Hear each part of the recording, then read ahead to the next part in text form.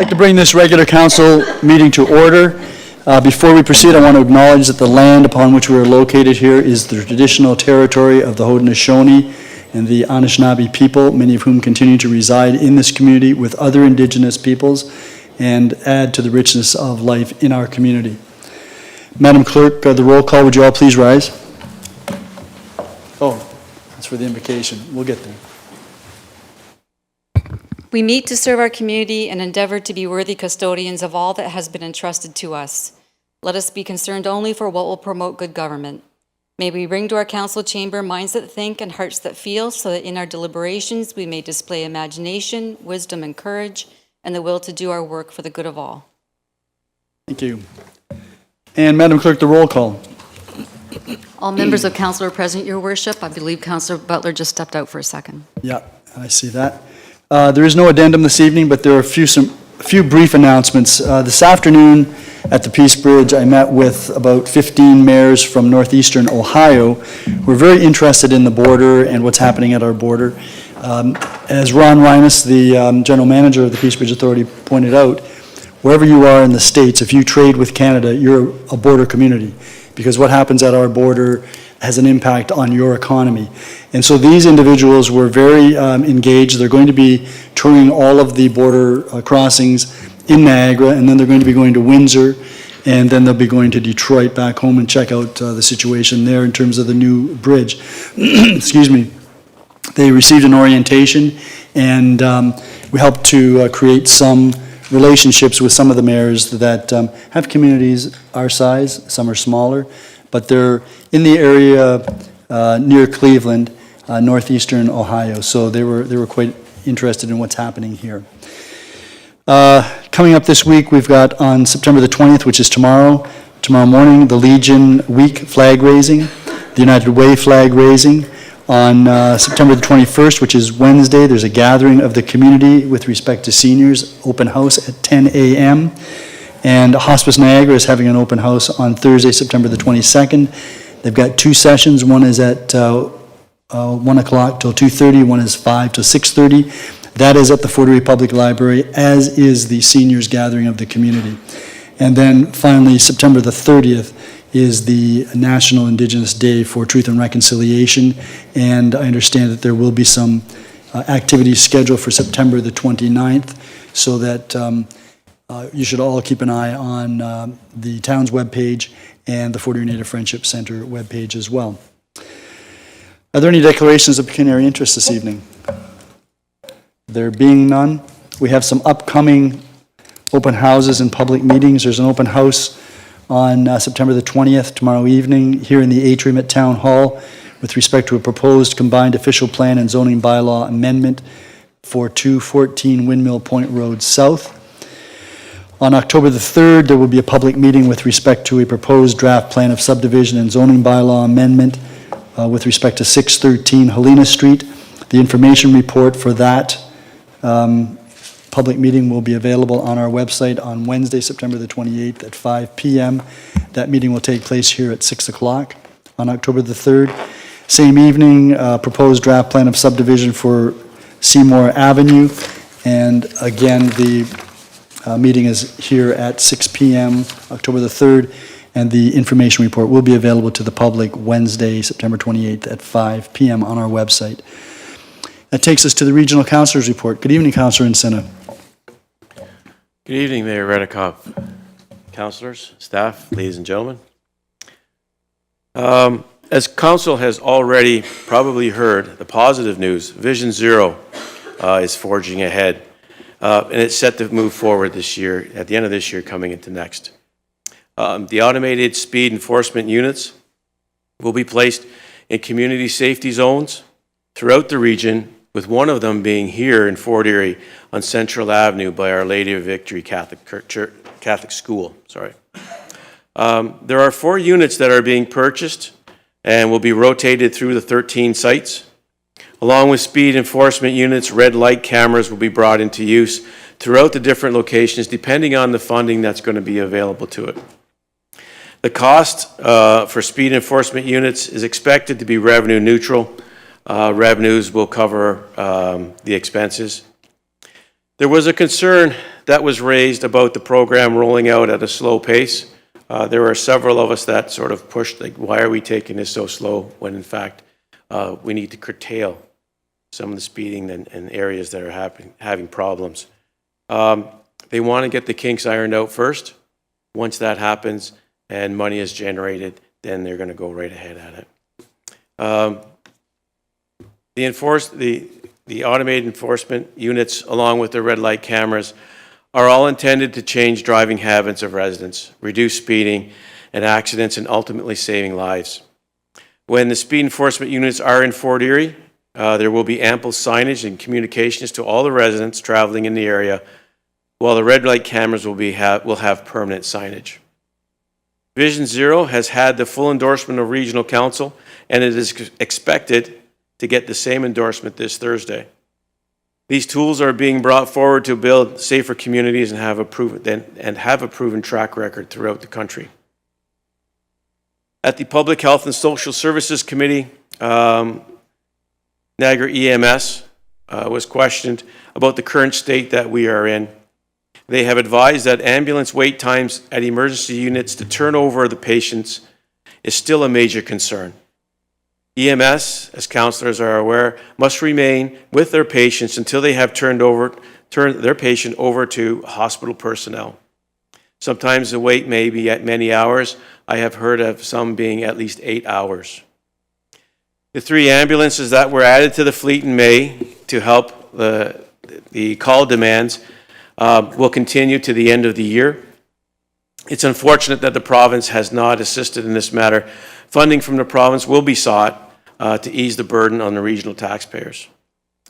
The taxi pilot project continues to take some of the strain off paramedics, but stringent criteria has to be met before a taxi is sent to take someone to the hospital. I am glad to see regional transit fares will not increase once the new commission takes over in January 1st, 2023. Local fares will continue to be $3 and intra-regional fares will be $6. And again, many thanks go to Mayor Redekop for being on the Transit Commission and pointing it forward that way. I would like to thank the Mayor and all the councillors here around this horseshoe for your assistance this year, good or bad. A special thank you to town staff for all your assistance and keeping me out of trouble. It's been a pleasure, and thank you. Thank you very much, Councillor Encina.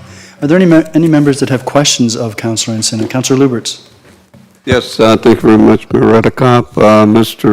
Councillor Encina, when we're talking about the safety zones, that would be just for speeding, and the red light cameras will be in other locations other than the safety zone? Through you, Mayor Redekop, yes. The automated traffic radar, if you want to call it that, will be on that one stretch of road on Central. The red light cameras haven't been put forward to locations yet.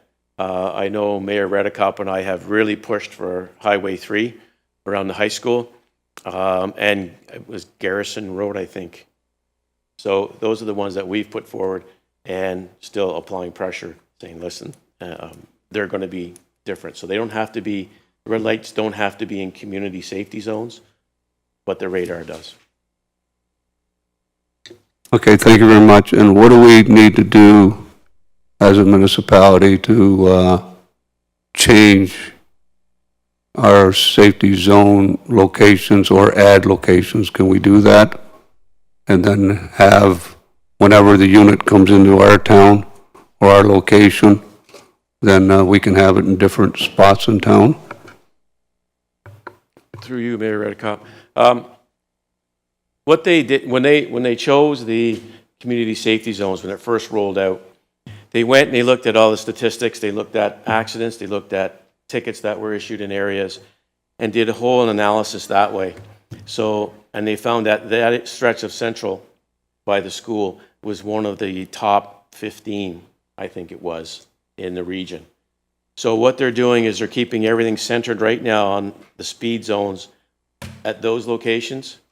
Hopefully, and from what I understand, by next year, by the summer when they say their kinks will be moved out, or kinks will be out of it, that they would like to expand it, not only just to expand the number of community safety zones, but to expand the number of units that they have. They're going to go ahead with 4 first. The intention is to get enough units to cover everything, and then once they do that, they're going to expand. I kind of think it's going to expand quicker than they think, because the way speeding habits are around, that I think will be cost effective for the region and the municipalities of cost sharing. Anything further, Councillor Lubberts? Any other members of council? Thank you very much, Councillor Encina. Thank you. That then takes us to presentations, and this evening we have 2 extremely talented young women. They are para-athletes, and they are featured in the summer edition of the Parasport magazine, or at least Marilyn is, for sure. Both of them have an interesting background. They both started with a parasport. Lindsay Davis was a wheelchair basketball player, and Marilyn Abbs was a sledge hockey player. And both of them somehow migrated to para-canoe, and both Marilyn in 2017, Lindsay in 2019. So in that very short period of time, they've become provincially and nationally competitive athletes, and most recently, they won a bronze at the Canadian Championships, the national championships. But they're both here. I'm going to make a presentation to them on behalf of the council, and then I understand that Marilyn has a little video, and she might like to say a few words to council. And Lindsay as well had put together some information to provide a little bit of background.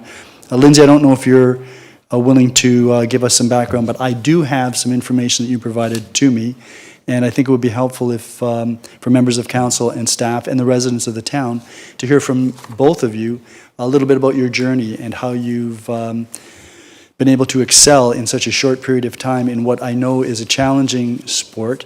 And some of your comments in your material that you provided to me would indicate that it's a challenge for anyone to maneuver either type of canoe that you've made reference to. So if you would come forward, I'll make a presentation to you.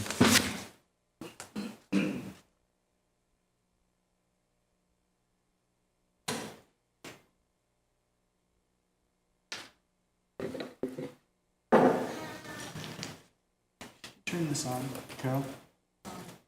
Oh, yes. Thank you.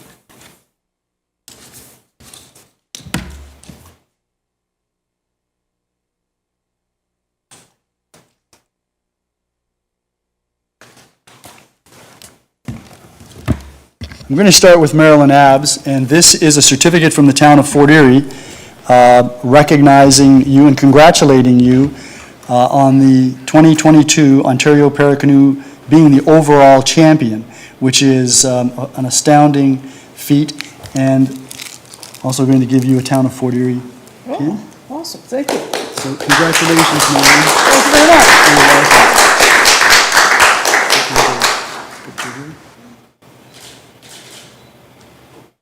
And Lindsay, again, 2022 Ontario Paracanoe Women's Champion, and I'd like to present this certificate of congratulations to you from the council and the town of Fort Erie. You're welcome. And a pin. So let's get a picture as well. Maybe over this way. A little further. Okay. Okay. Thank you very much. So I'll give that to you. And Lindsay, I don't know if you wanted to make some comments, but this is somewhat of the information that you provided to me. And then Marilyn, that's yours. And Cole has the video that you wanted to show lined up. Excellent, thank you. Congratulations, both of you. Thank you very much.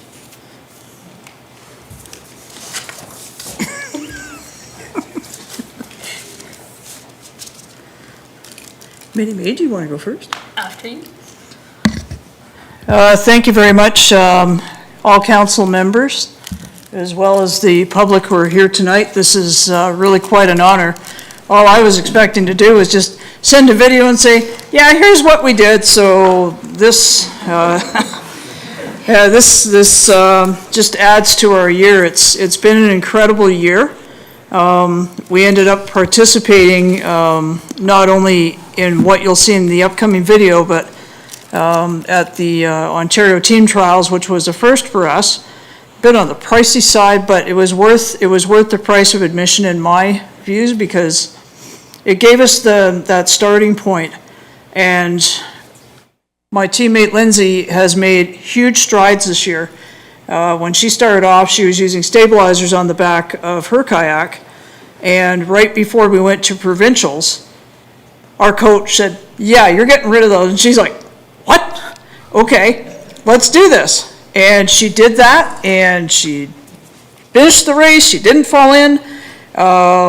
She got to meet somebody who has been to the Paralympics, as well as the Worlds and Para-Pan-Ams recently in Dartmouth. So it's been quite a year. So for the two of us to have gone to provincials together and then to Shawinigan, it's been a great year. And I have to apologize right now, because in the video I forgot to mark that Lindsay actually had won a gold against me in Masters in the kayak. Yeah, she beat me by that much, I'm going to say. But apart from that, it pretty much sums up what our provincials and Shawinigan has been. So you'll see for yourself, and we have a display at the back, binder with other elements of the whole deal. So if you want to come back and talk to us, ask questions, please feel free to do so. We appreciate your time. Thank you. Thank you very much, Marilyn. And Lindsay. Hi, guys. Well, I'm blown away by the progress and the well wishes and welcoming and everything. Just coming into the sport is, never having done it before. Like I said, when I first started out in 2019, I had stabilizers on the back, and just in, July? Mid-July, we took the stabilizers off, and I kind of refer to that moment as, I don't know if everyone's seen the movie Forrest Gump. That's kind of how it felt to me. It was just, I was off and running and haven't looked back so far. Pretty proud of myself, knock on wood, I haven't fallen in the water yet, so. Don't you start now. No, definitely. But I've always kind of been a competitive person. When I was younger, there wasn't a lot of sports available in town and that sort of thing. I think I started out when I was younger in Challenger baseball, just here in town over in the Diamond there. And in my 20s, I found wheelchair basketball with the Niagara Penguins. I've been playing with them for, I just started my 18th season just this past Saturday with them. I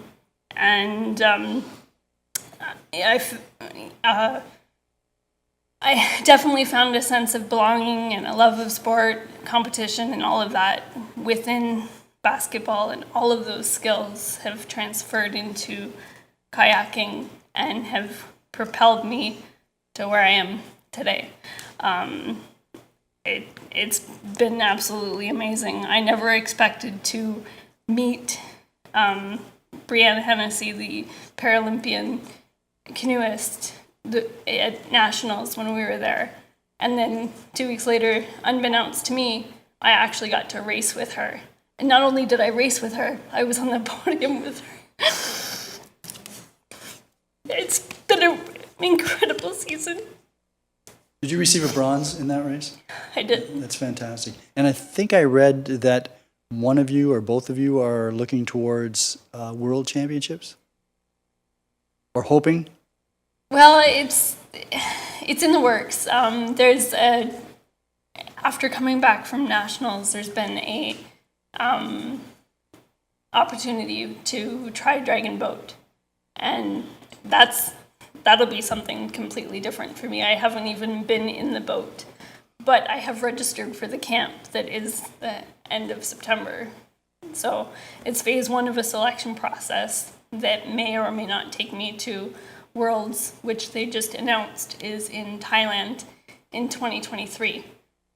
If that should happen, I would be potentially one of 10 people. Depending on the amount of people that Size of the qualify boat? and what size boat, or if they're gonna have multiples, there's small and large dragon boats. Smaller are 10 paddlers each, large ones are 20. With Paradragon 2 is what they're aiming for. Small boat would be 5 para-athletes and 5 non-para-athletes. They're allowed to do a combination. So Like a 50-50 split. it sort of kind of depends on how it's going to play out, because there may be 10 or so athletes potentially, but it may turn out there may be only 7. So that would be 5 and a couple of spares. Or maybe it's going to be 10 and 1 spare. Like we don't know how it's going to play out. So it'll be seen. Until after the camp. So. Yeah, they can't really say much about it right now, but at least we've registered for the camp, and see where that goes. Well, we wish both of you great success and luck with respect to that venture. And now, Marilyn, you have a video that I understand Cole is going to Yes, queue up. yes. Do you have we have the PDF, but we don't have the video. Do you have on your phone The MP4? Can you the do it? email that it was sent to, just because a request? Yeah. It should go to your phone. Yeah, okay. Once I get that, I can. Yeah, did you get that from Carol? I got the PDF. And Oh, I got but the you link didn't, to the- oh, okay, because the file was over 25 megs, maybe that's why. Yeah, it took me to a Google Drive. Where Yeah. I had to request access. Yeah, okay, give me a second. I should point out that Marilyn did leave a few of the summer edition of the Parasport magazine here. There's only 6 though, so you guys are going to have to. Fight over it. Yeah, that would be the next sport. Yeah. Or you could share. I guess that's always a possibility. We also brought the banners that we were presented with Oh yes. for our club. Those are at the back. Yes. Part of our problem is that once your delegation is completed, we've got other business that we have to continue on, so you may not want to stay until the end of our council meeting. But we will take a break. We could take a break. We'll take a break, although I don't know how long you want to stay. Whatever works for you guys. So we could take a break after the other delegations, which I think is going to take us probably till maybe close to 7, if you're willing to stick around that long. What do you got? Should allow me access. I'm just waiting for. 1 minute. There's no music, it's all slides. Did it in a real hurry. First PowerPoint presentation, so you can tell me how well I did. So will you be speaking during the presentation? It's about 5 seconds per slide, so I can talk really fast. I know, I've heard you speak very fast. Well, thank you, I appreciate that. Open spot on council? Marilyn and I had an opportunity to participate in the torch run was that July? July the 1st? I think it was the beginning of It's July. actually July the 2nd, I believe. Yeah, Or the okay. 4th? I had to start on the 1st in order to get to where you were, Marilyn.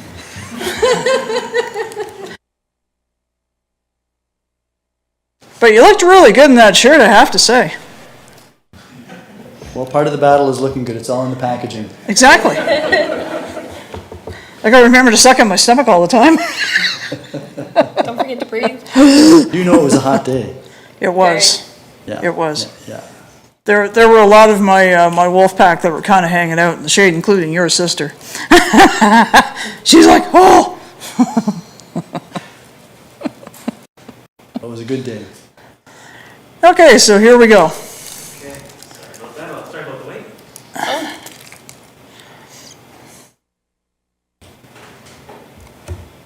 So every slide's about 5 seconds, so shouldn't take too long before we carry on.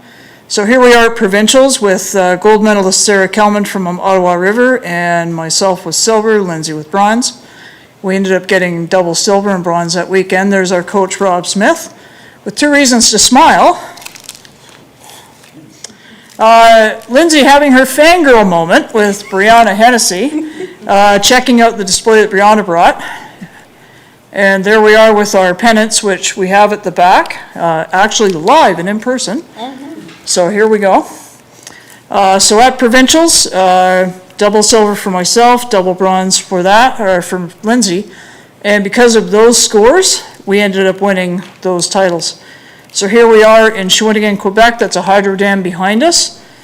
Don't go too far, or you'll just go too damn far. Lindsay's personal best of 118 in her novice women's category C. There we are using our OC1s in the VA category for masters, which is something that's rare. And here we are here in Paracanoe Women's for kayak. Lindsay took silver against Sarah Kelman there. I took bronze. Out of the 5 races that Lindsay entered into, she medaled in 4 of them. So let's hear it. And if you know anybody who's interested in finding out more about Paracanoe or anything from South Niagara Canoe Club, by all means, please check us out at www.sncc.ca. Thank you so very much. We appreciate your time. Councillor Noyes for helping get this all, thank you, that's the word. See, my mini-me. I got you. Thank you very much, Marilyn and Lindsay. And if we can get to about 7 o'clock, we should be taking a break, and then we can have an opportunity to look at what you've brought, if you're willing to stick around that long. Absolutely. Okay, perfect. Thank you. Thank you for Thank your you. time. So now, Madam Clerk, is Mark Schmidt coming in? Okay, is he coming in by video, or is he going to be here? Okay, Mr. McQueen, I wonder if you could...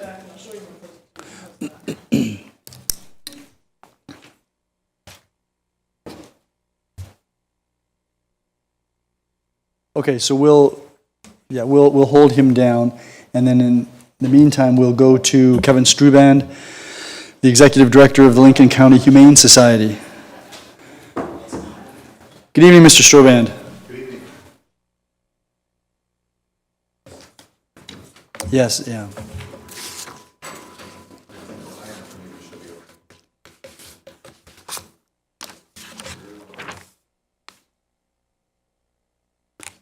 I've got it. Okay.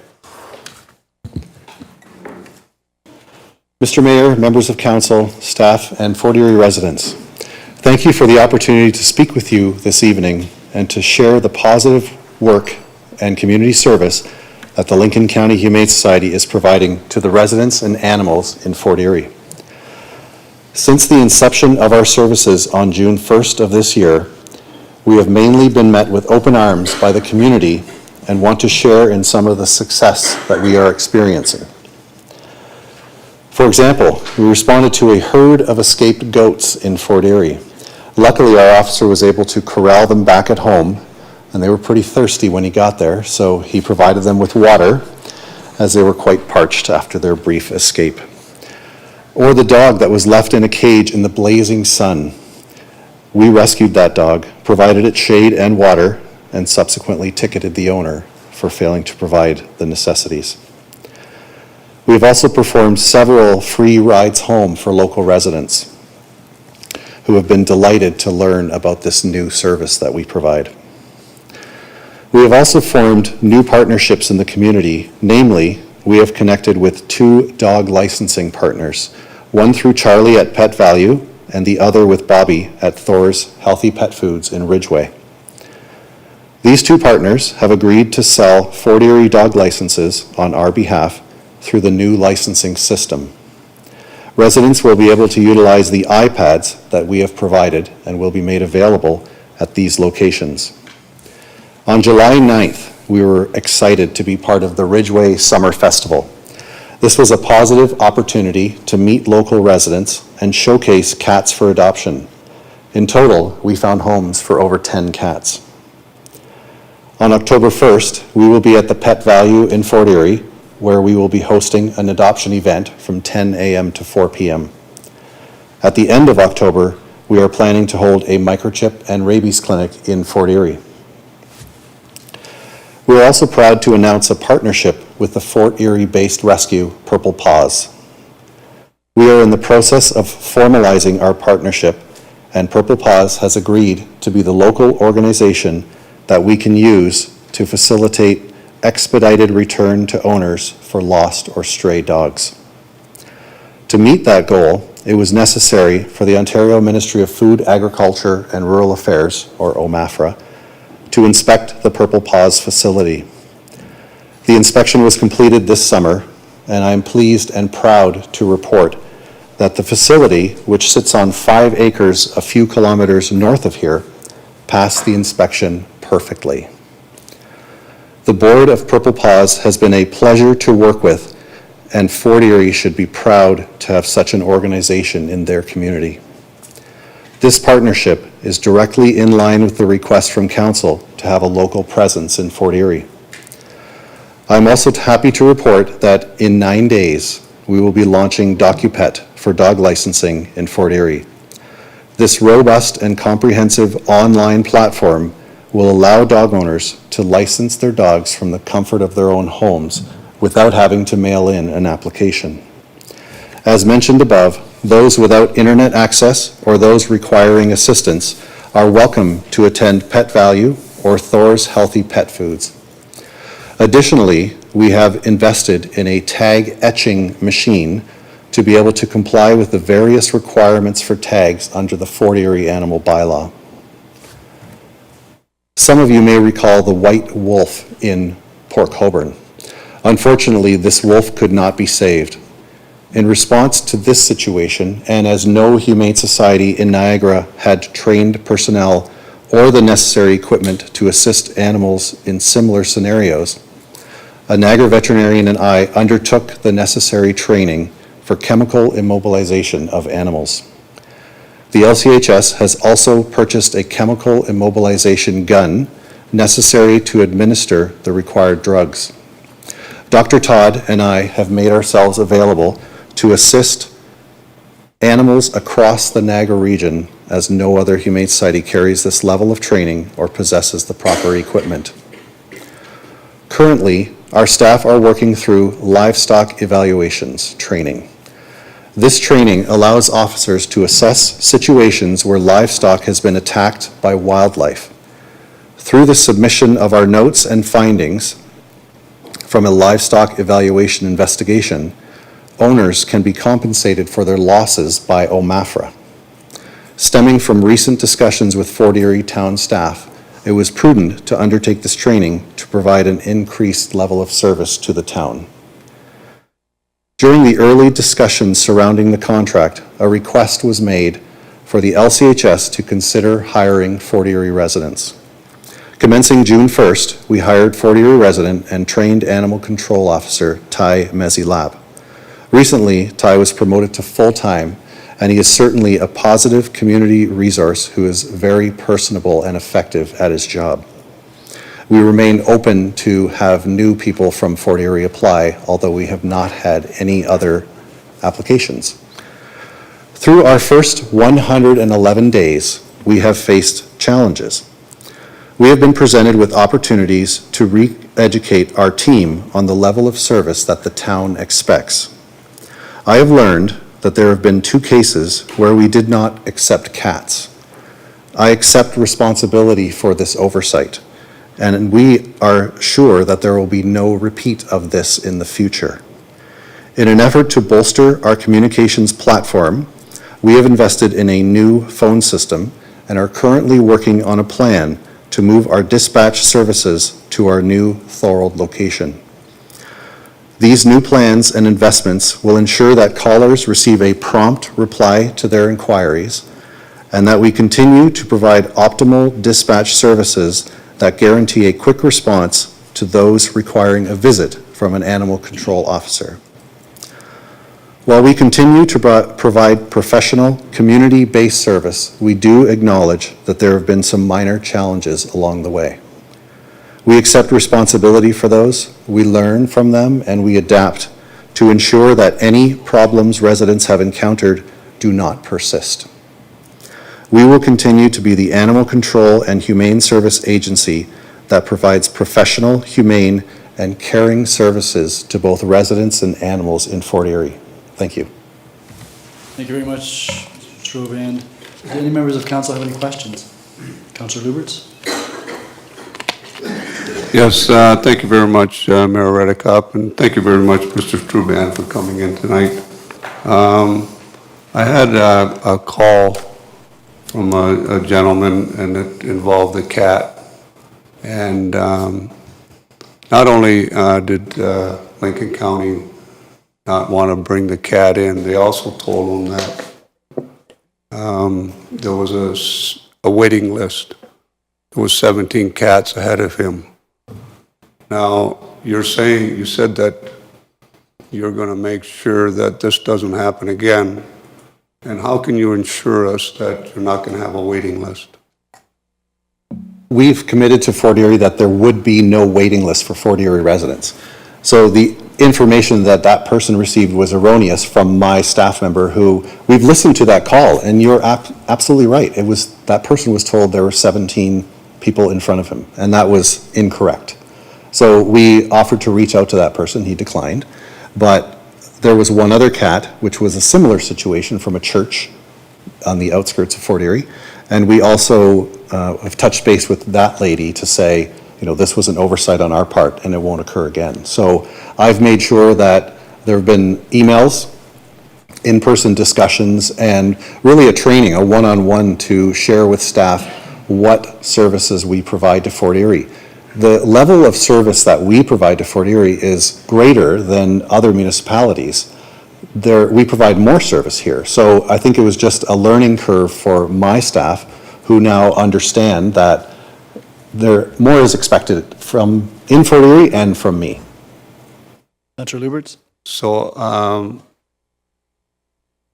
as your staff member that said that they couldn't take the cat in or gave this false information, are they being retrained? Absolutely. There was a new staff member, and that staff member and I actually listened to the actual phone call that was made to our office, and we both learned the information at the same time. Okay, now, I did have another phone call from a lady, and she said that her dog was attacked. And she said she called Lincoln County Humane Society, and that she was told to write down what had occurred, and that Lincoln County would get back to her. She never heard from Lincoln County. And I don't know what the results were of the attack, but apparently there's a dangerous dog roaming around her neighborhood. Now, do you have any comment on that? Through you, Mr. Mayor, I haven't heard of that. I'm certainly able to look through it, and we keep pretty good records, so I should be able to find it. But that is a normal progression that we would ask for a statement. However, not getting a call back, I believe there's more to that I would need to look into, so I do need more information. Okay, now just recently we had some issues with chickens and roosters in our town, and the owner of the rooster was told that they had to remove not just the rooster, I think they had to remove the chickens as well because they were violating the bylaw. But your organization was going to take the rooster in and euthanize it, and from the owners, what the owner is saying that they were going to be charged with having to euthanize the animal. And according to the RFP and according to our contract, you should be developing a no-kill policy for animals that are healthy. And you're not providing that. No, that's not correct, Councillor Lubberts. What actually happened in that case, we did record that call. I listened to the owner who explained the bylaw situation and that she was dealing with town staff regarding that. But what she told us, and I can provide this call to you if necessary, was that the rooster was injured. And because of that, we told her about the service that we provide to the public when they present an injured animal, which is sometimes euthanasia. So our policy, and in conjunction with 4.1F of our contract with the town of Fort Erie, is that we will not euthanize animals that are healthy or adoptable. And we've had that policy in our location for well over 10 years. So that rooster, what turned out to happen was they took it to the Fort Erie SPCA, who discovered that it wasn't injured, took it in and adopted it out. And I think yesterday it was adopted out. Had that rooster come to our facility and we learned that the injury wasn't really an injury, there was a problem with its beak, we would have taken the same steps and sent it to a sanctuary to live out its days. We would not have euthanized it. Okay, let me just go back. The conversation that I had with our bylaw manager is exactly what I said. And he informed me that Lincoln County was going to pick up the rooster on a Monday morning, and that they were going to take it to their facility and that they were going to euthanize it. That's what I was told by our bylaw manager. I can't comment on that discussion, but what I can tell you is in the phone call, a subsequent phone call was made from the rooster owner to our office to book an appointment for euthanasia. And then that appointment was never fulfilled. So did you record the phone call that you had with our bylaw manager?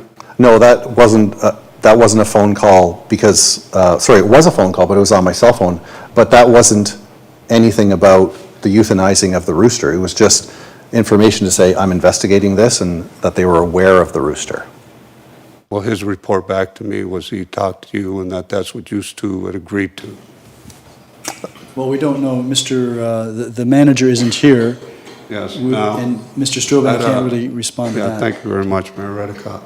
And I had another call from a lady that, and I think she had I'm not sure if it was the cat and she had, or if it was the injured rabbit, I can't remember, but anyway, she witnessed that your van, when your agent came to her on site, that the van had both wildlife and domestic animals in the van. And according to the SPCA, that should not happen. And domestic and wildlife should be transported separately. And is there any reason why you're putting wildlife and domestic animals in the van at the same time? So I'd like to address the Ontario SPCA's website that speaks to the separation of species. And that is actually from a guideline, not a law or a rule, from the ASPCA. And it's a good one. So we train our officers to make sure that they don't perform any kind of disease transmission just on their own by putting animals together or close. In some cases, there may be an opportunity for animals to be together in the back of a vehicle. In this particular case, it was at the Fort Erie SPCA where the report came from, and that report was that there were all these animals in the back of the truck, but the domestics were actually in the front, except for one dog that was in the back, but the raccoon, I believe it was a raccoon that was in the cage, was covered. So that doesn't mean that this shouldn't change. This is something that we've talked about with our team, because covering it with a towel or a plastic bag or whatever it is to keep the transmission at bay is not really good enough. And one thing that we've been looking at is a separation in the vehicle, or even, I'm not sure if you're familiar with the American animal control vehicles, so we've been looking into those, which are completely separate units inside of one vehicle. They might be quite expensive, but it's something that we're looking at because, as I've mentioned throughout my presentation, it's something that we always want to grow and learn, and this is something that is an important issue that we are addressing. So if that's, obviously you agree that the animals shouldn't be in the van together because you're looking at these other vehicles. What are you going to do in the meantime to make sure that these animals wildlife and domestic animals aren't mixed together in the same. So we don't get a lot of animals in Fort Erie. So on the occasion that we do get a wild animal that's in distress, we transport it to Thorold, or we, more of the times than not, have an officer from St. Catharines come and meet halfway or come to Fort Erie to take the animal away. So that is typically what we do. This one particular day, and it was Officer Ty who was on, it was a particularly busy day, and there were a number of animals he had in his truck. So we'll always separate them where possible and implement the guideline that I spoke about on the OSPCA's website. Councillor Lubberts? So I hear what you're saying, but you're saying that you're going to try not to do it. You're not saying that it won't happen again. I'm not going to commit to you that it can't happen again, because if we have a domestic animal in the truck and we have to pick up an injured wild animal, we need to get that injured wild animal and get it to whatever care it needs promptly, and we might not have the opportunity to drop off the domestic. However, with the new partnership with Purple Paws and being close in Fort Erie, that is certainly an option, and we've discussed this particular case with them to ensure that that doesn't happen where possible. Okay, now getting back to Purple Paws, there was a lot of concern from other councillors here that our last provider, the SPCA, and they wanted them to have a vet tech on site at all times. And I think your facility in Thorold is the same way. You have to have a vet tech on site. And Purple Paws, do they have a vet tech on site? They do not. There's no requirement to do that, and we're not going to force them to do it, but part of our discussions is that they will have access to our registered veterinary technician. However, if it's something that is a problem, they're going to take it to a local vet. So that is always generally going to be the best option.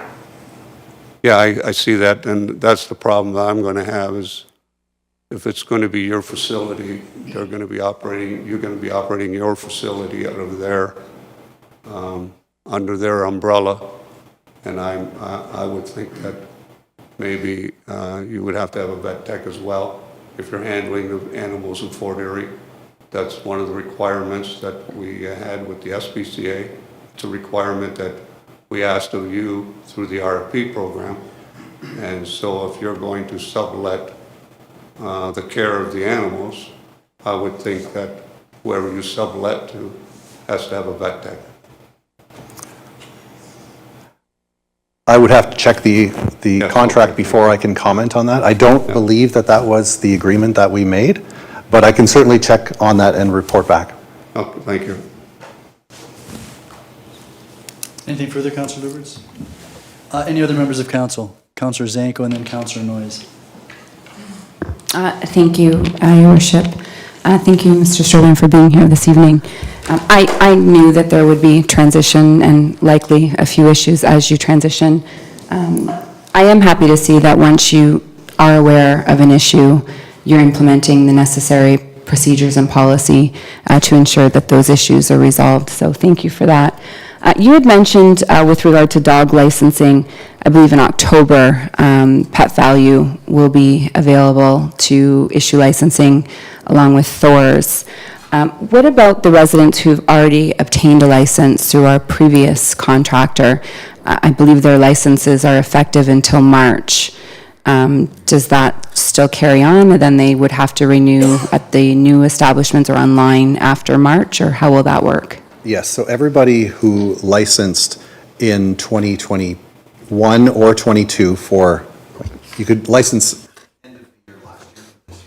if you did that, your license is good until the end of this calendar year. So it's not, the grace period is up till March 31st, but your license expires December 31st.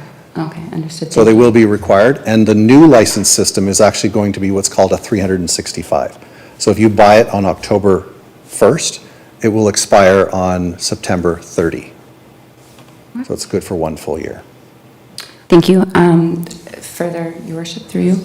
With regard to Purple Paws, you had mentioned that obviously it's a local rescue, so animals will have the option of staying there. How long will they be staying at the rescue? What we anticipate is it will just be for a short time, that free ride home period of a couple of days. It could be up to 3 days, which is what's required under the Animals for Research Act for a pound to hold an animal as a stray. But then it's going to go to Thorold or St. Catharines to be held longer. Although what I've told people is under the Act, which is a terribly named Act, the Animals for Research Act, that's what governs what we do. If an animal comes in on a Monday, it stays at our shelter, not including the Monday, Tuesday, Wednesday, Thursday, and Friday, it could technically be adopted out. We don't do that. We're going to leave it longer to give the owners an opportunity. If they go on holidays for a week, they could lose their pet forever. We're not interested in doing that. So we're going to hold them longer so that the owners have an opportunity to come and claim their pet. And just further to that, with regard to the Purple Paws Rescue, I'm not familiar with that setup. Is the owner on site 24/7? Do they live at the property, or how is that set up? They do live at the property. There's one of the board members that owns the barn in the back where they've poured concrete to make nice kennels, put up fencing, guillotine doors where the dogs can go out to an outdoor pen, and then a larger area where they can run free. So everything that was required, heating, air conditioning, water, electricity, it's all there. You know, when I came out to the place, I come to this big, nice house in the country and I see a barn and I didn't know what to expect. But when I walked in, I was pretty impressed by the setup there, and they've only made it better. When the inspector came in from OMAFRA, she asked that there was a piece of inside the barn that had patio stones, and she said, well, you might consider pouring concrete. It wasn't a requirement, and they've gone ahead and done that. So they've complied with everything they've been asked. Councillor Zanko? Thank you. Yeah, and I do, to Councillor Lubberts' point, I do recall, there was the request of a vet tech, but primarily, I know my issue was that there was on-site presence of someone at the establishment. So I am happy to hear that the resident or the owners actually do reside. Am I to assume that the director will be checking on the animal periodically if there is animals there overnight? She definitely does. She's asked me not to mention her name, so I won't, but she tells me all the time she's all about the dogs, and if she hears a dog bark and it's 3 a.m, she's going out to find out what's wrong. Thank you. And just one further question. You had mentioned in your initial presentation about a dog that one of your, I believe, maybe it was Ty that went out to see, the dog was kept in a cage without water, and you said the owner was ticketed. Kind of pulled on my heartstrings a little bit. I'm just wondering why the owner would be ticketed and that animal would not be removed from that owner. So this case was also reported to PAWS. I didn't go into that description, so that's the Provincial Animal Welfare Service. Those are the inspectors who investigate cruelty to animals. So because we don't have that authority anymore, we put the call over to PAWS. There were other concerns on that property, so they were notified of these concerns. Okay, so PAWS made the decision not to remove the animal. I'm not sure that they did remove it or not. I don't believe so, because an owner was easily found. Okay, thank you. Thank you, Councillor Zanko. Councillor Noyes? Thank you, Mayor. Actually, Councillor Zanko asked all my questions. But thank you. Well, thank you, Councillor Zanko. Any other councillors? Councillor Butler? Thank you, Your Worship. Thank you, Mr. Struban. Your presentation was really well received. Thank you. I have a couple of questions. So Councillor Lubberts did bring up some issues the last couple of council meetings that we had, and he mentioned a few of them. But going back to the stray cat, are there any costs involved with handling stray cats?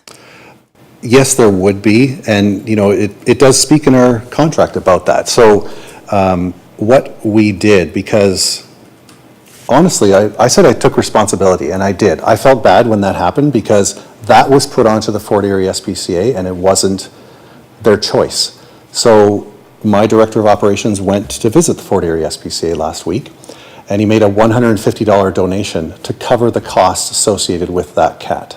So there was no loss to them. Okay, thank you. That's very admirable. Thank you for that. And I just wondered, that Councillor Lubberts last week mentioned that the sixth freedom is missing from the contract. I don't know, I didn't review the contract myself. But he also said that there was a healthy dog that he claims that he saved from euthanasia. Do you know anything about that? I don't, and I did watch that council meeting, and I would very much like to learn what that was, because, like I said, for over 10 years, that has not happened, and it will not happen on my watch, I can guarantee that. We do not euthanize healthy or adoptable animals, and we have not for several years. Okay, thank you. And do you, I guess what I'm trying to ask you is the type of communication that you receive from the general public for concerns. Do they come in directly to your organization, or do they come in through Councillor Noyes as your councillor representative? Has Councillor Lubberts ever brought any of the issues forward to you, or the Fort Erie SPCA, seeing as both the Fort Erie SPCA and Councillor Lubberts have had multiple people come to them with issues? So normally calls come to us via email or phone calls from residents. Sometimes an officer passing by, they might flag them down, but we have not received any other communications from Councillor Lubberts or from the municipality to date. And of course, we're open to that. Wendy has my cell phone number and is always welcome to call me. So to expedite matters, I would certainly appreciate if that would happen in the future. Okay, and Your Worship, I just have a couple of more questions, if you don't mind. Go ahead. There was, you talked about I guess licensing throughout the town of Fort Erie and the locations that they're going to be. We talked, Councillor Lubberts mentioned Purple Paws and licensing that they were trying to get originally, I believe. But I'm just kind of curious, because the Fort Erie SPCA is no longer a pound keeper for the town of Fort Erie. Do they not fall under having to become licensed as well to operate now that they're not sanctioned by the town of Fort Erie as a pound keeper? Yes, they technically would. So they are required to have licenses for all the dogs in their building. So is Purple Paws. And when we launch the licensing, we will be contacting both organizations to ensure that they fill out the foster application and then pay the requisite fees. That's great to know. And then my constituents have been speaking about a fox that has mange, and I have called into Lincoln actually myself, and I know that over the weekend Ty tried to find this fox, and he was so sly, he kept hiding every time they came. So I'm just wondering, is there any plan in place to try to capture? Yes, so first of all, with mange, if people see this fox around Thunder Bay Road, and so this fox, what happens when a mange mite goes into an animal? It goes into the hair follicle, pushes out the hair, and then it starts digging, and that makes the animal incredibly itchy, usually loses all its hair, and that's why it's covered in scabs, like this fox. I've seen pictures of it. And so it would be ideal to set a trap, but with so much out there as far as food sources, they just won't go in a trap. So one thing that we're looking into getting is a net gun, and of course we have the chemical immobilization dart that we've purchased the gun, it hasn't come in yet. So those are two options, but generally, you know, when you see these animals, their eyes are almost crusted shut. They have good hearing, so if we can literally just catch it, that's what we're going to try and do. We don't want the public to do it because they could get bitten, and you don't want to be bitten by a wild animal. So we are frequenting the area because we want to help and catch this fox. Well, thank you, and I want to personally thank you for standing up straight and addressing all of the concerns and the issues that the public has had and the municipality has had, and it's very refreshing to me for someone to stand up in front of council and take responsibility for the actions and the team actions, and then put together a strategic plan to try to overcome those obstacles and put some training methods into place. Yes, I'm getting there. And I want to thank you. You talked about education processes, and I'm just wondering if you could just mention what that education process would look like for your team in terms of what they've learned to date. So one thing we make sure is that they understand the contract, what we're obliged to do for the town, and what the bylaw says, because that's a lot of information in there. One thing, we have a couple of documents at the shelter that show the municipality and then what services are provided and then check marks. So we're going to expand on that to make sure that a person can literally just put somebody on hold, look, yeah, we provide that there. Because when you have 5 different contracts, there can be some confusion. So we want to make sure that there is no confusion. And I've told my staff, if there's any questions, just call me. So I am always that resource, and they use that resource. But I'm happy to do it so that there are no issues. I'd rather sort out a problem right away than have it be an issue the next day. So that's been quite effective as well. But we make sure that it's brought up in staff meetings, it's reminded in emails, and then we put things in Google Docs too so that everybody can see the same documentation. Anything further? Anyone else? Thank you very much, Mr. Strabane. We appreciate you coming out and responding to the various questions that have been raised. Thank you. So that takes us then to the final delegation, William Howley, and I understand he is coming in digitally. So could you please bring him into the meeting?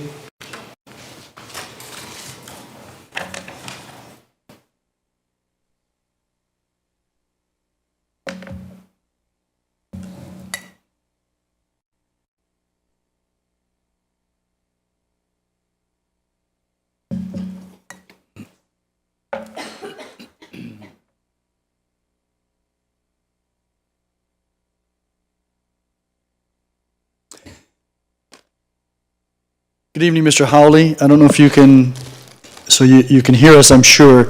Do you intend to have the video as well? I apologize, I don't have a camera on this computer, but I had some slides I was going to share, if that's okay. That's perfectly fine, of course. And does our staff have those, or are you going to be doing that by sharing your screen? I was going to share my screen and send them, I don't know, I guess for record keeping as well. They asked for them, so, yep.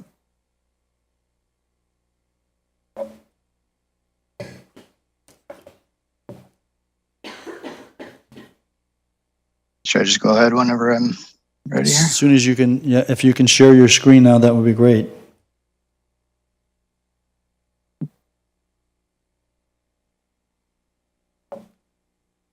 We've got it. Okay, thank you. Yeah, so thank you for your time tonight. Just wanted to bring up the ditches on 10th Street again. Got a bit of an introduction here. So my name is Bill Howley. I'm a resident of 10th Street, affected by functionality and maintenance issues on the roadside ditches. Many are probably aware that there's been complaints for a number of years as far as these ditches are concerned, and it's been time consuming and frustrating. And as far as I'm aware, there's no action plan in place as of yet.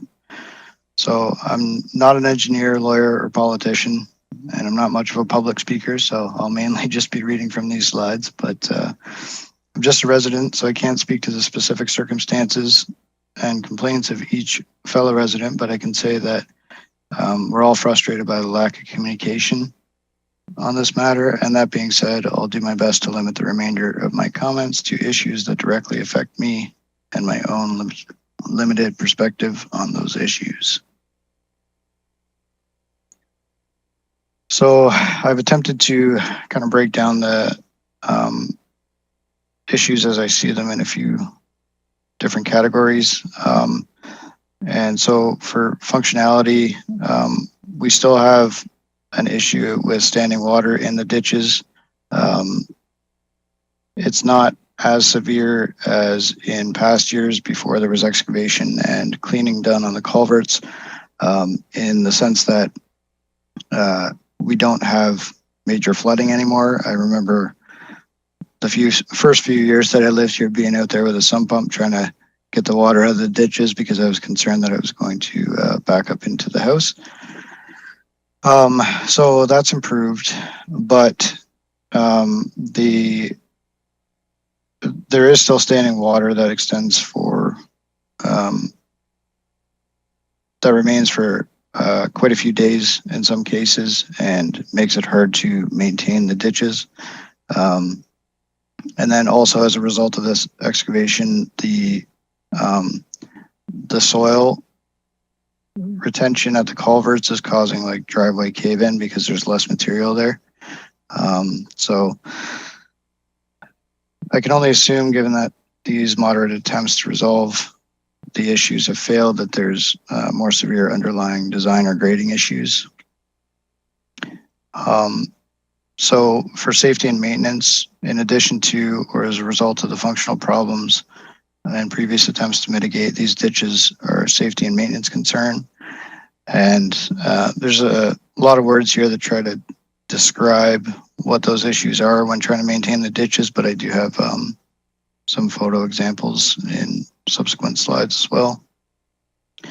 So a slope, the profile of the ditch is such that I can no longer push a lawnmower into and then continue out of the ditch when cutting, as there's insufficient area at the low point of the ditch to transition from the decline to the incline with reasonable effort. Instead, in order to cut with a lawnmower now, I must push to descend the slope and then pull back up to ascend that same slope. And I've seen many neighbors have adopted this method as well since the excavation, but I feel that it's unsafe. Twice so far my foot has slipped when pulling the lawnmower up, causing my foot to nearly go under the lawnmower. I've also tried traversing the slope laterally, but it's so steep that the lawnmower just slides down into the ditch, so that doesn't really work. And so in conjunction with the slopes and the profile, the grass and soil surface, especially when wet, increases the risk of injury. So I think we can all agree that pulling, lifting, or otherwise muscling a running lawnmower is not how it's designed to be used, and that it's unsafe. So a few examples here. So this is, a lawnmower going down into the ditch, and you can kind of see how steep that angle is. And even going down the slope, you're basically fighting the lawnmower to try to keep it from taking off down into the ditch. And then here's an example of once you get down into the ditch, trying to get back up. It's kind of difficult to tell here maybe, but the handle of the lawnmower here is 4 to 6 inches from the ground, like basically at your feet. So how do you push that back up the slope? And that, I guess, is to demonstrate that it's why we've adopted the method of pulling it back up the slope. And then again, so this has always been an issue with the cave-ins at the culverts, but it's gotten significantly worse since the excavation because obviously there's less material there. And so that's just an example of a cave-in there. And then I guess I feel like part of the problem is, lack of communication or process, and it's been frustrating and hindering any progress or clarity on the issue. I've asked a lot of questions, done a lot of reading and research, and from what I understand, there's not really any regulations or standards or anything like that I can consult to validate my feeling that, this is unsafe or not designed properly. I'm not, like I said, an engineer or anything like that, but I feel like there should be something that would speak to what is safe for a resident to maintain. Because as of right now, all I have to go on is, how I feel when I'm doing it, basically. The complaint process has been frustrating as well. A lot of my knowledge about the issue as a neighborhood just comes from, what this neighbor says or what that neighbor says. When I have raised this issue before, I've been told that we'll get something in our mailbox to say, this is what we talked about, this is what's been decided, or a follow-up phone call or something along those lines, and that has never happened. So it seems like nobody in the neighborhood here has a comprehensive understanding of the state of the issue at any given time. And for example, when has the issue gone stale? When have discussions stopped? And by that time, we're usually back into winter again, and then it's we'll look at it next year type of thing. So, and I've also found it challenging in the verbal complaint process with political terms and titles, and then usually ends with, we'll talk about it, and then we have no follow-up communication. And it just seems like a vicious cycle. So why am I resurfacing this issue now? So I've been somewhat involved in the complaint process for about 7 years, where I would call once or twice a year to find out what the status is or if anything was being discussed. And I was trusting that it was just a matter of time and process before some action would be taken. I lost faith in that notion last summer when the response to my follow-up call was that things were once again at a standstill, and in the meantime, I should just stop cutting my ditch rather than continuing to risk injury. So with that, I did stop cutting the grass beyond the steep slope of the ditch, and after a year of growth, I've now become the target of a bylaw enforcement action for the height of the grass. Despite the safety concerns explained to the bylaw officers or notice of active discussions or pending discussions with council, bylaw enforcement officers persisted with threats of tickets and or contractor fees. In my opinion, interactions with bylaw enforcement have been unprofessional and now seem to be personal. It seems to be more about a display of power rather than based on reason or the spirit in which the bylaw is intended. I don't feel that any authority should have the right to enforce something that's unsafe or unreasonable. Comments such as, you're a young guy, you can do it, other neighbors are doing it, I'm not telling you how to do it, you just have to, are not constructive in my opinion.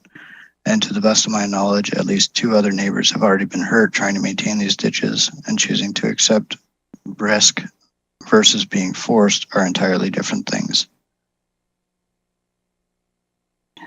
While I understand that there are process and budgetary constraints, as a taxpayer, it's hard to believe that this is an insurmountable problem. This is especially true given the many years that have passed with no direction or plan. I feel that I'm continuing to pay taxes for an infrastructure that's not being provided. I'm asking that a plan be devised and communicated to the residents, and at the very least, bylaw enforcement regarding mowing these hazardous ditches be immediately suspended until a reasonable or even temporary alternative is available. And again, I'm not a politician, so I don't even know what's feasible or what could possibly be on the table, but some things that have been talked about are noted there in the bullet. So, and that's all I had. So, thank you very much, Mr. Howley. We appreciate the comments and the information that you provided to us. Certainly, there's no reason for any municipal staff to be unprofessional. So that's something that the CAO, I'm sure, heard, and he can follow up. Do any members of council have any questions? Councillor Noyes? Thank you, Mayor Redekop. Mr. Howley, thank you for your presentation, and I apologize for my voice. When was your last interaction with Bylaw? I believe it was no, it must have been Thursday, because I think I didn't get on this agenda until Thursday. And then one of the officers called me after that, and I had advised him that I would be speaking about this today, and that I would be specifically asking to suspend enforcement of that. And he said he was going to go ahead and send out a contractor anyway, and that I would get a bill. And actually, that contractor came out today. Thank you, Mr. Havley.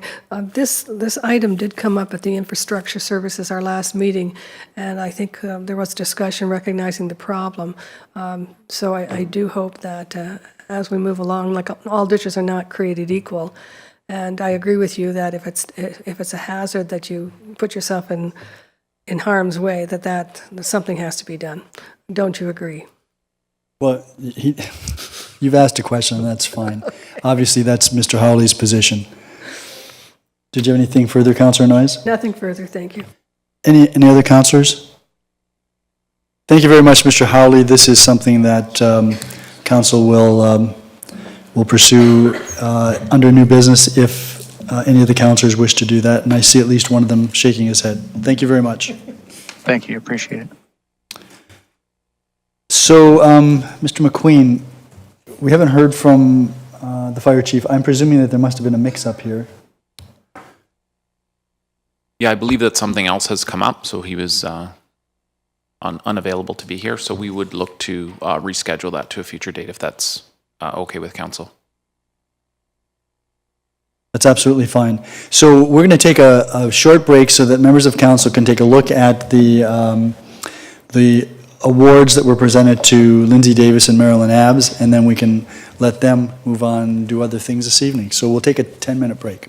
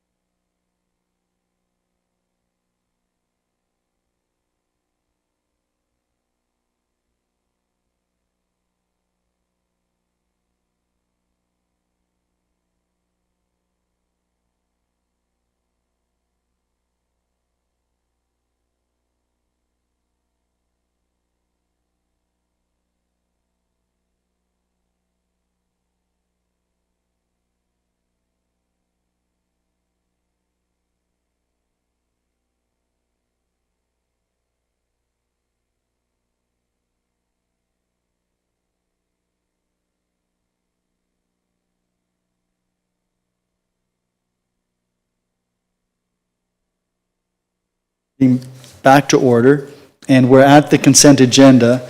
I would like PDS 68-2022 to be removed, to be dealt with separately, because I have some questions on that. Are there any other reports or items that anyone would wish removed from the consent agenda?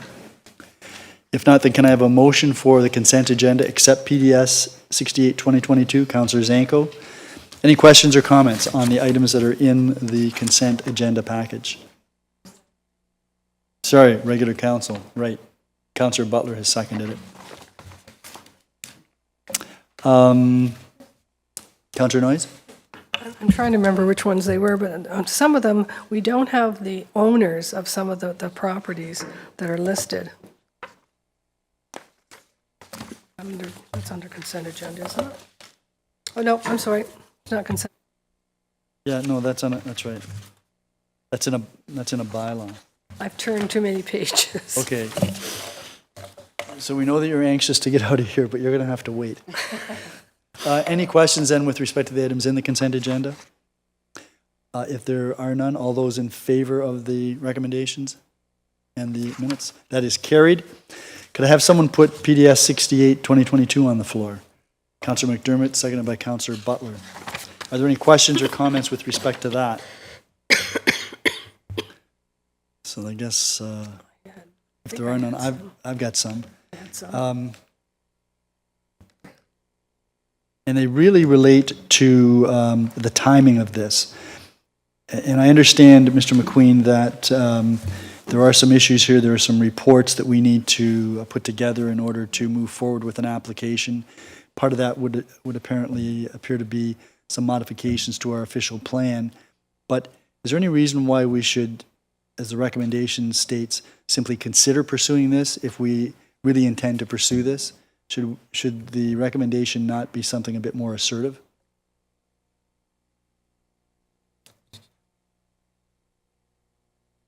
I believe what staff is proposing is that with some additional studies that are required, there may be some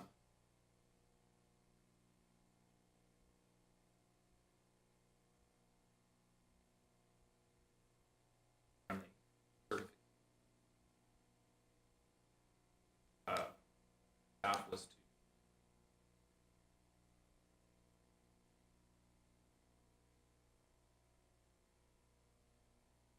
but I think the objective is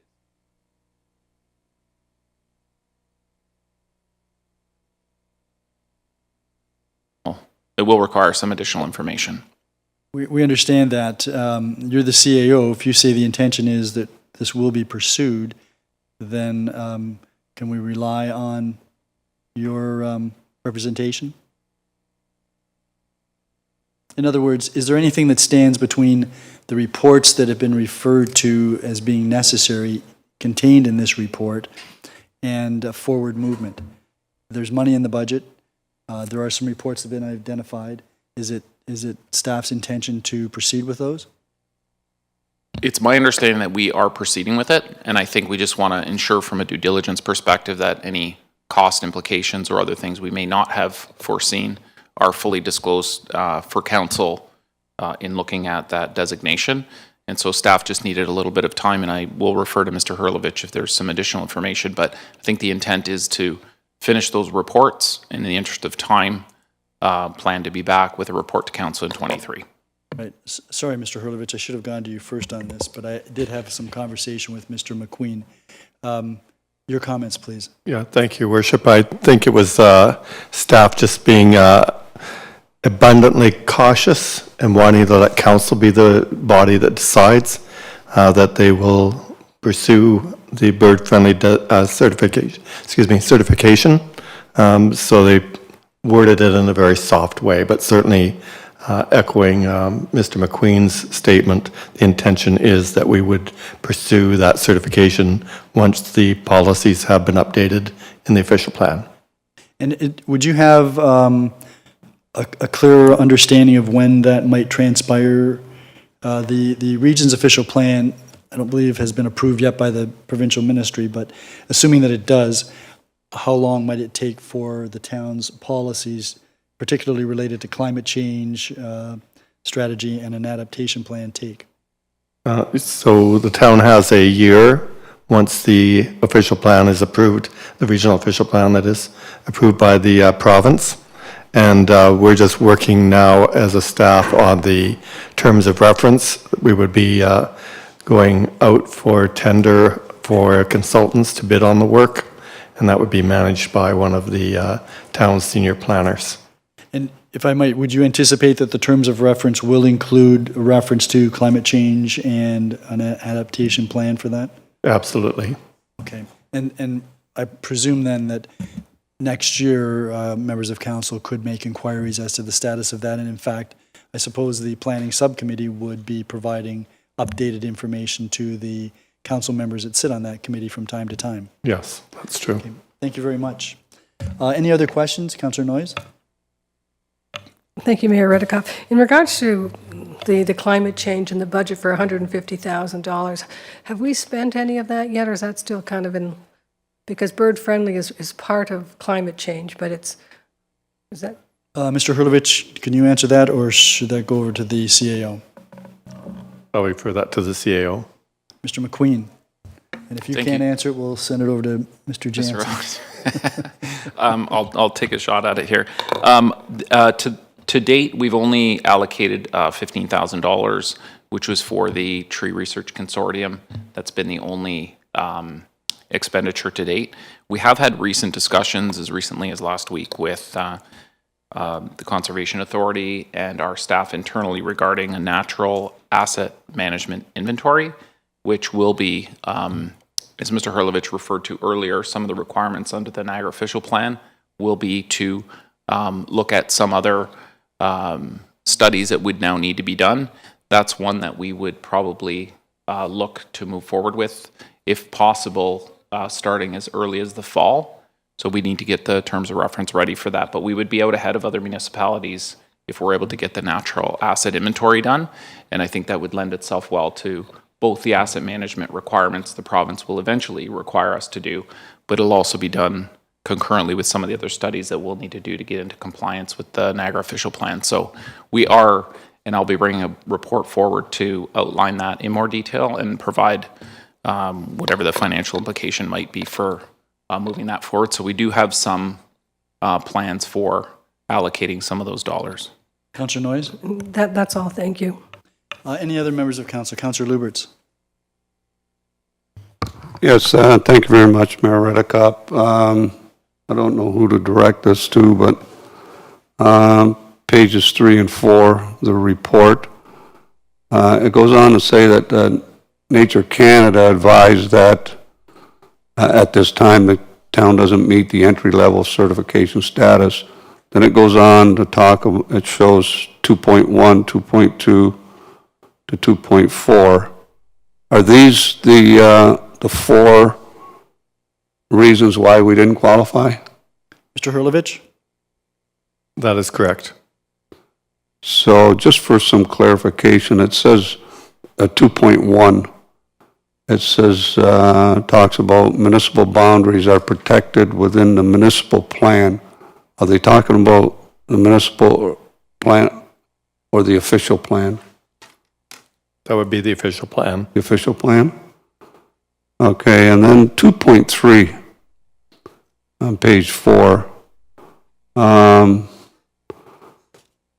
They talk about the climate change adaptation strategy, and then they talk about an example of this includes wetland creation.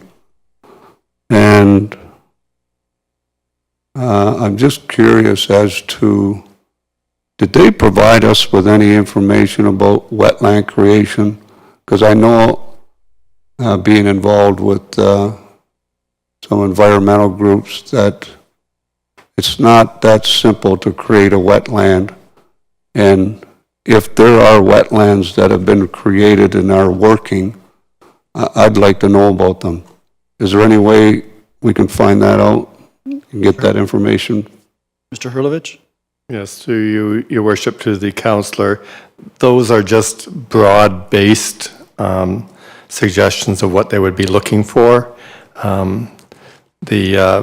this council dealt last week with protecting a wetland for a plan of subdivision on Gorham Road, which included wet gardens, or rain gardens rather.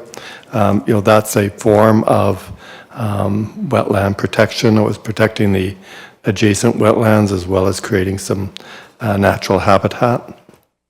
So, But it's not actually creating a wetland, right? no, but could we find some? Probably. Are those advocated? Well, I know one person that's working on it, but there's no, they say it's working, but there's nothing conclusive yet. So that's why I asked. Yeah, they're just giving suggestions of what might be included in the policies that they are looking at. Okay, This is so, their criteria. yeah, okay, it's just good to know that. And I guess the question was asked about the funding that we've already provided for different strategies. Are we looking to do this, the research and get data on habitat protection and restoration on in-house? Or are we going to be looking to hire some outside consulting groups or environmental groups? Mr. Hurlovich, would you know that, or should I refer that to the CAO? Yeah, again, this would be part of the work that would be done by the consultant doing the update of the official plan, so he may sub some of that work out. Councillor Lubberts? Okay, all right, thank you. Are there any other questions on this report? Councillor McDermott? Well, number one, I really want to see this pursued, and I know that there's all kinds of hoops to jump through with regards to certification. But is there anything that we can do in the meantime that doesn't add a huge expense to the municipality to keep moving forward with the certification? Because I hate to see it, dead in the water for a year or so. I mean, I'm just wondering if there's anything we can do to continue to try and check those boxes during the period of time that we're waiting. The difficulty that we have, Councillor McDermott, is that we can't move forward unless we've done these studies. And so my questions were really directed at, and I think yours are as well as the other questions, to ensuring that staff is moving forward. They've indicated that they are, so that we would be receiving a report. Presumably, our council will receive a report sometime next year, particularly when a consultant is hired, because we would have to be hiring a consultant. And then at that stage, we would know what the scope of work would be and which items are actually being addressed. And I would think as well that during the budget process for 2023, if additional funds are going to be required, that will be brought to the attention of council so that council can deliberate on allocating additional funds so that we can move forward with this. Because although it's called bird-friendly, it's a bird-friendly designation, the reality is it touches on many aspects of the environment, which is right in line with the agenda that we've been trying to pursue in terms of protecting our natural heritage. Any other questions? If not, can I have a vote on the issue? All those in favor? None opposed? That is carried. That then takes us to so you know what, Madam Clerk? I guess I should have been looking at this black binder that you provide to me. It would have been much easier. Councillor Dubanow, you have the resolution with respect to an appointment to the Fort Erie Transit Advisory Committee. I do, Your Worship. Moved by myself and seconded by Councillor Noyes that Council appoints Jeff Mann to the Fort Erie Transit Advisory Committee as a conventional transit user for the period ending November 14, 2022. Are there any questions or comments? All those in favor? That is carried. Are there any other inquiries or items of new business that anyone wishes to raise? Councillor Lubberts?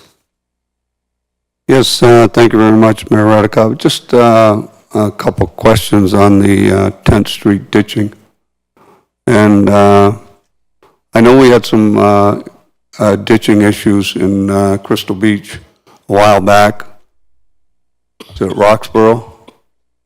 Or Dovercourt? Maybe it was Dovercourt? I think it was Dovercourt. Yeah, Dovercourt. And I'm just wondering, how did we What did we do there exactly? Because the gentleman that brought it to my attention and asked that we do something was very happy with the way Mr. Walsh and his team took care of it. I'm just wondering if we could do something like that on 10th Street, if Mr. Walsh remembers what we did. I think it's a different situation, but Mr. Walsh, you would be familiar with both areas, I'm sure. Thank you, Mr. Mayor. On Dover Court, the ditch infills that we undertook there were completed as part of the road reconstruction, a capital project. So that was the completion of a project that you were involved in with respect to the entire road? Correct, yeah. Councillor Lubberts? Yes, yeah, but my question is, what did we do? Because Mr. Cross had the same problem with getting his lawnmower in and out of the ditch. And some of the older folks that lived on the street couldn't do that. And so he claims that whatever you did made it easier for them, and he was happy with the work that was done. Mr. Walsh, do you know specifically what was... How did we mitigate that problem? Mr. Walsh? Through you, Mr. Mayor, we essentially turned that into a semi-urban cross-section in that we buried small storm sewers in the bottom of the ditch with catch basins above them. That option was presented in the 10th Avenue report from maybe a year and a half ago that was put before council. And can we do that on 10th Street? So I think what Mr. Walsh just said, if I heard him, was that that was one of a variety of solutions that were presented to council. I think the best thing might be for that report, Mr. Walsh, to be recirculated to members of council so that we can take a look at what was identified as possible solutions for the problem on 10th Street, because I know there's at least one other councillor that's very interested in that. Could you recirculate that report to members of council? We can. Councillor Lubberts, you still have the floor. Councillor Dubanow. Yeah, thank you, Your Worship. And just to touch on the 10th Street ditch issue, I believe that report in question was tabled due to logistical issues with drainage, sump discharges, downspouts, other things. And there were also issues with driveway aprons. So we were kind of 6 of one, half a dozen of another. Half the residents would have had the issue rectified, but it would have made it worse for others. So we've been, myself and Councillor Noyes have been kind of trying to work together to see if we can come up with a different solution here with regard to ditch maintenance. And I'm just wondering, perhaps, I'm just wondering here if there's some options with regard to maintaining ditches or finding out, slope or other concerns regarding to safety. I'm just wondering if perhaps staff could report back on that, even briefly, just a rundown at our next council and committee meeting, just so we can get a rundown and figure out where we stand here, because this has been a long issue. It predates my term on council. The staff have been very receptive to the requests, trying to find solutions here, but it seems like almost like that game with the marbles where you pull the sticks out, and if you pull too many out, they all fall down. I remember that from my childhood. I think it was called kerplunk or something like that. It seems like that's kind of happening here, where we're trying to build something, but it leads to another issue, which just snowballs. So I'm just hoping we can find the simplest solution here with regard to keeping these ditches maintained, because that seems to be the issue here, is the maintenance of the ditches.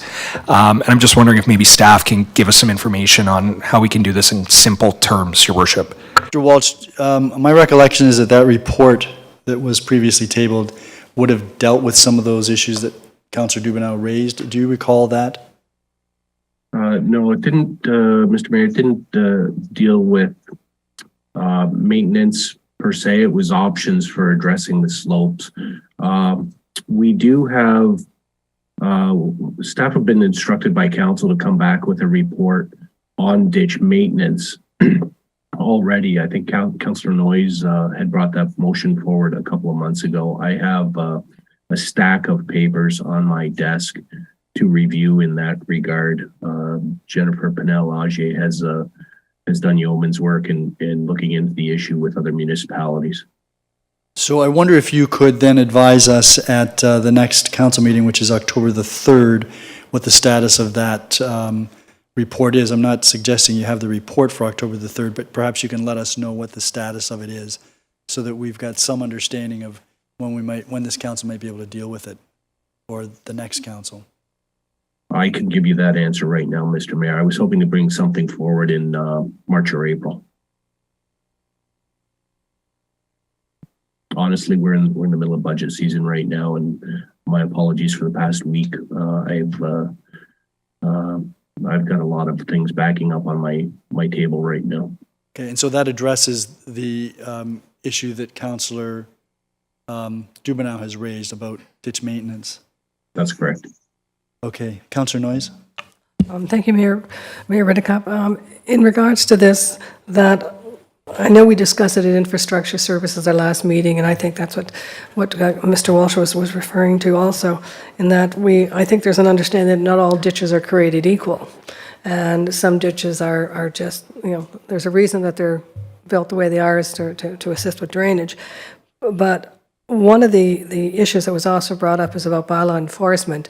I thought at that meeting we were kind of saying, okay, as long as it's not a site plan, I mean, it doesn't affect the sight lines in regards to traffic and stuff, we would not be really looking at enforcing fines and that for people who can't, because of the right reasons, can't maintain their ditches. So I'm just wondering if, I know I can't create the rules, I guess we all can, but since we are looking at this issue, that we perhaps have a discussion with Bylaw about what's acceptable and what's not acceptable in regards to these very steep ditches, so individuals aren't looking at a huge contractor thing. And I think in loose discussion at the Infrastructure Services, we were talking about that the owners, the abutting owners, maybe take care of the crowning of the ditches and not try to get down to the bottom of it, that type of thing, and that might suffice as long as, I guess, we have these terrible weeds that grow like 6 feet,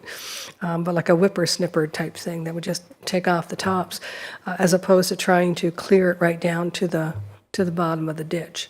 And that was part of the discussion at that, but again, it was going to be taken away, and I know there's pros and cons for everything, but in regards to enforcing bylaws and finding people in this particular circumstance or similar ditches, I think maybe we need to kind of maybe hold back a little bit on that if we can.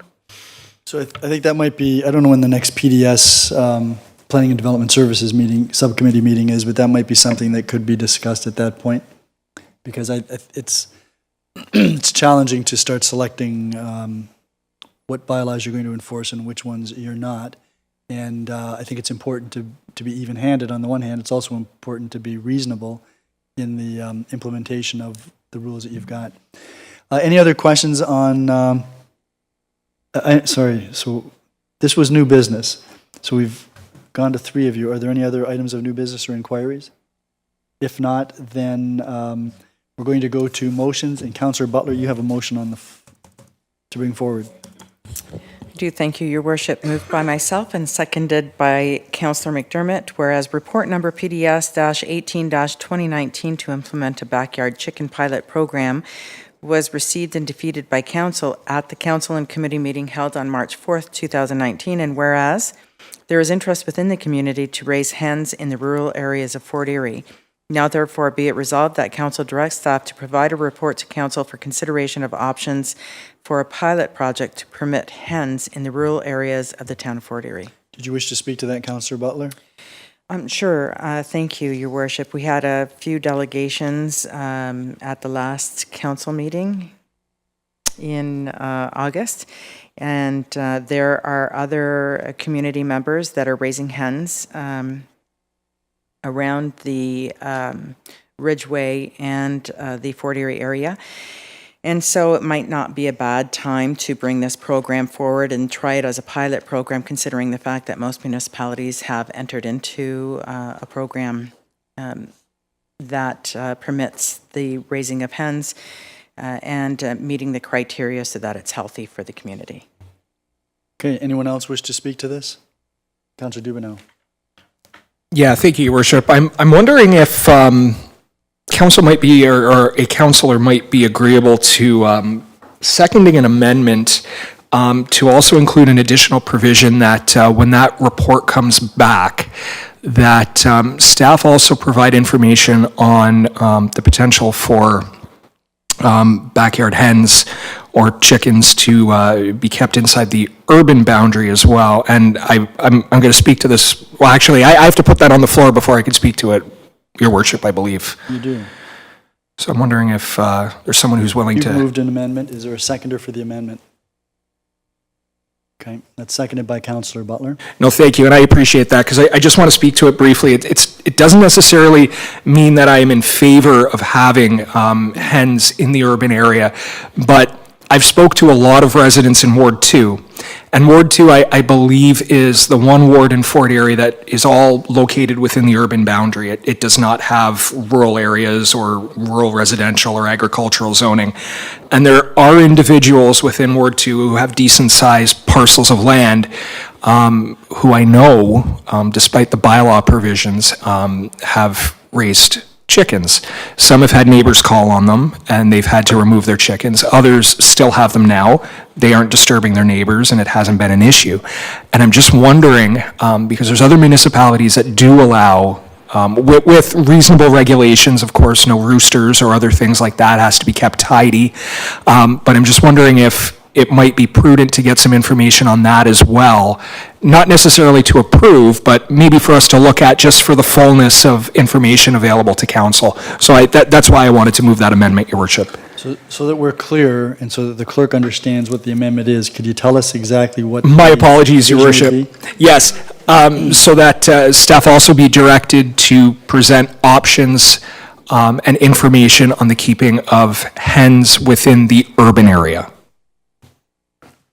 Present options and? Information.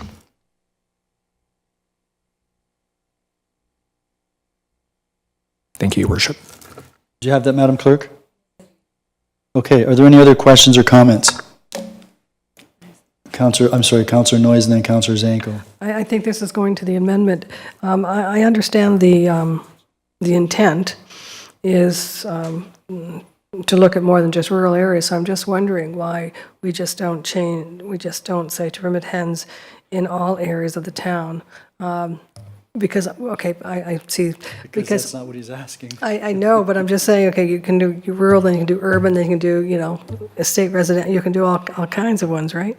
I have no problem with looking at the urban, but again, I think the key thing in this is lot size, is that if you have a big enough piece of property, it shouldn't really matter what the zoning is if the lot size is sufficient to provide for 5, again, we're talking 5 chickens here, right?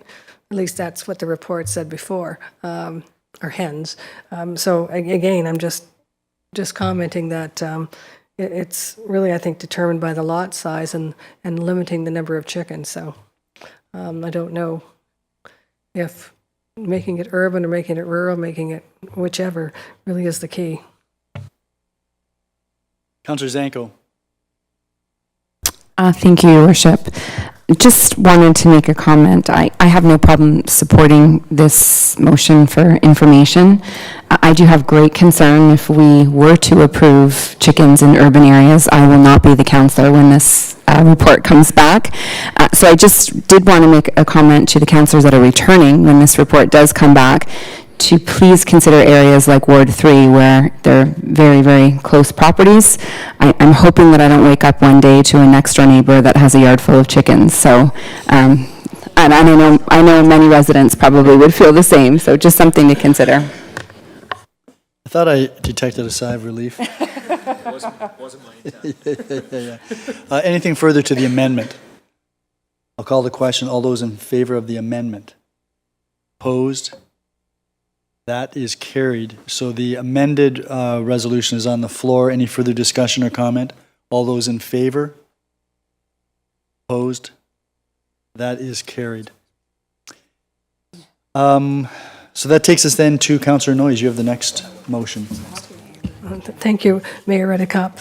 Moved by myself and seconded by Councillor Zanko Whereas the current Parks and Beaches bylaw states the following, Section 6, no person shall, A, permit a dog to be in any park within the town except for the following parks: Lion Sugar Bowl, Battle of Ridgeway Park, the Friendship Trail, A.C. Douglas Park 2. B, permit a dog to be in any public park as described in Section 6A, except on a leash measuring no more than 182 centimeters or 6 feet, and only on the grassy areas of said parks. And C, permit or allow a dog to defecate upon park property described in Section 6A unless the owner or the person in charge of the dog cleans up the excrement and sanitarily disposes of the same forthwith. Whereas residents have requested permission to walk their dogs pursuant to the conditions provided for in bylaw number 119-03 indicating strong public support. Now therefore be resolved that bylaw number 119-03 be amended to allow dogs on leashes in the following areas of all parks excluding beaches: in the parking lots, on designated pathway or hiking trail within a park, in the passive area of a park, and further, that bylaw 119-03 be further amended to include the following definition. Passive means open grassy areas that are at least 5 meters outside the perimeter of a sports court, spray/splash pad, or playing field in a park, and further that the animal bylaw be amended accordingly. And I did want to change one word, and in regards to when I talked to Ms. Hanson, is that she would prefer where we define passive, that we say passive area, because she wants to make sure it doesn't get confused with passive parks. So she has So the definition should be passive area. passive areas. Yeah, passive area. So, What's your motion, so if that's what you're... well, and I think Councillor Zanko? Okay, so we're gonna add that passive area after, so that's it. And can I speak to it briefly again? Yes. I know that when we passed the bylaw, I think unanimously for A.C. Douglas Park number 2, I had a number of inquiries and a number of council comments too, saying, you know, really, it should be in all parks and all trails, inside like the grassy areas, exactly how we said, not in the pavilions, not on the playgrounds. And I had a number of inquiries saying that, asking for that, and talking to the staff that whether we like it or not, there's a lot of dogs in parks.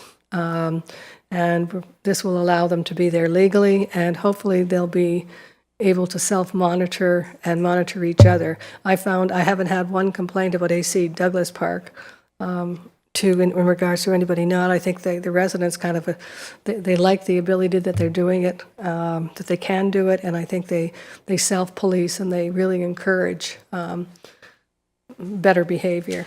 And again, those people who aren't cleaning up after their dogs now, they're in the parks anyway, so let's not punish the ones that are going to behave. And if there's more dogs in parks, more eyes on it. Thank you. Anyone else? Councillor Butler? Thank you, Your Worship. I just want to thank Councillor Noyes for bringing this motion forward, because I think it's a great one and well needed, so thank you. Councillor Zanko? I thank you. Yes, I agree. I do thank you, Councillor Noyes, for bringing this forward, and of course I do support it. I do want to mention with regard to picking up after your dog, because I'm still shocked every day when I walk down that friendship trail, how many pet owners do not clean up after their pet. It's shocking to me. So I hope when we do release the communications in this regard, which I'm sure we will remind residents. People, people would say, well, that's just, it's a given. But for some reason it's not, and I'm not sure if maybe, seniors aren't used to having to pick up after their dog. I know I have friends that said when they had dogs when they were small, no one ever picked up after their dog. So I'm assuming it's just perhaps lack of knowledge, but I really hope that we do stress that that is definitely needed, and it will be ticketed if they don't. But thank you for bringing this forward.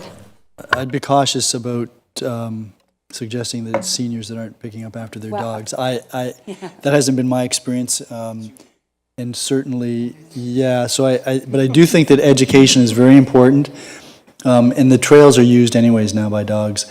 So the only question that I had, Councillor Noyes, was with respect to the definition of passive area.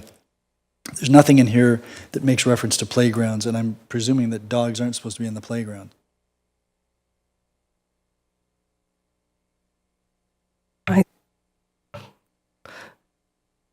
I think by definition that the 5 meters outside of perimeter of a sports court, yeah, we could add playgrounds. I think it would be appropriate if you would. So if you and Councillor Zanko, who's your seconder, are in agreement, that would be a friendly amendment. And the only other thing I would add is perhaps pavilions.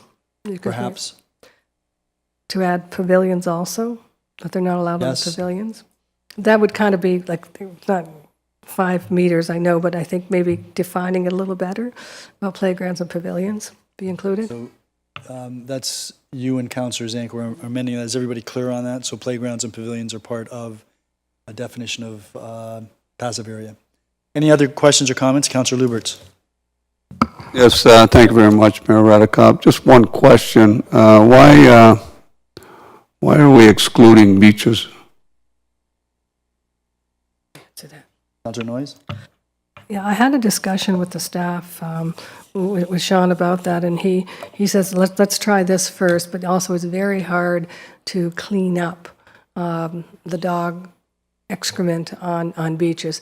And if it's a public beach and there's a lot of people there, and you have a lot of pets and a lot of people on the same area, can you just imagine, for instance, Bay Beach, if there's 20 dogs and 1,000 people.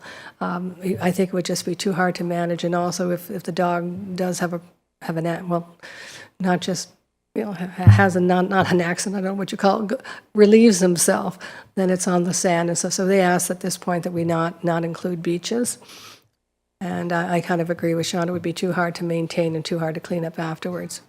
And there's a lot of kids running around in bare feet and things like that. Councillor Lubberts?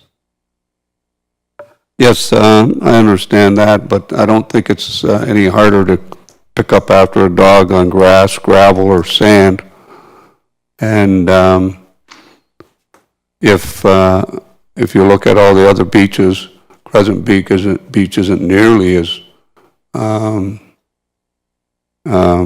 busy as Bay Beach, neither is Waverly Beach, and neither is Thunder Bay Beach. And Centralia Avenue Beach is not as busy as well. So why don't we just exclude Bay Beach and allow the other beaches to be used? I don't see that we. I mean, we sound prejudiced, I guess. That you can't go on the beach, but you can go on all the other parks. Doesn't make sense to me. Anything further? Councillor Zanko and then Councillor Butler, if you feel you need to. Thank you. I actually do agree with Councillor Lubberts in that regard. I know many residents bring their dogs to the beach currently. And I just wanted to clarify that I probably shouldn't have said seniors earlier. Just back in the day, I guess it wasn't known to pick up after your dog. So In the day when I was a child, that's what I'm told.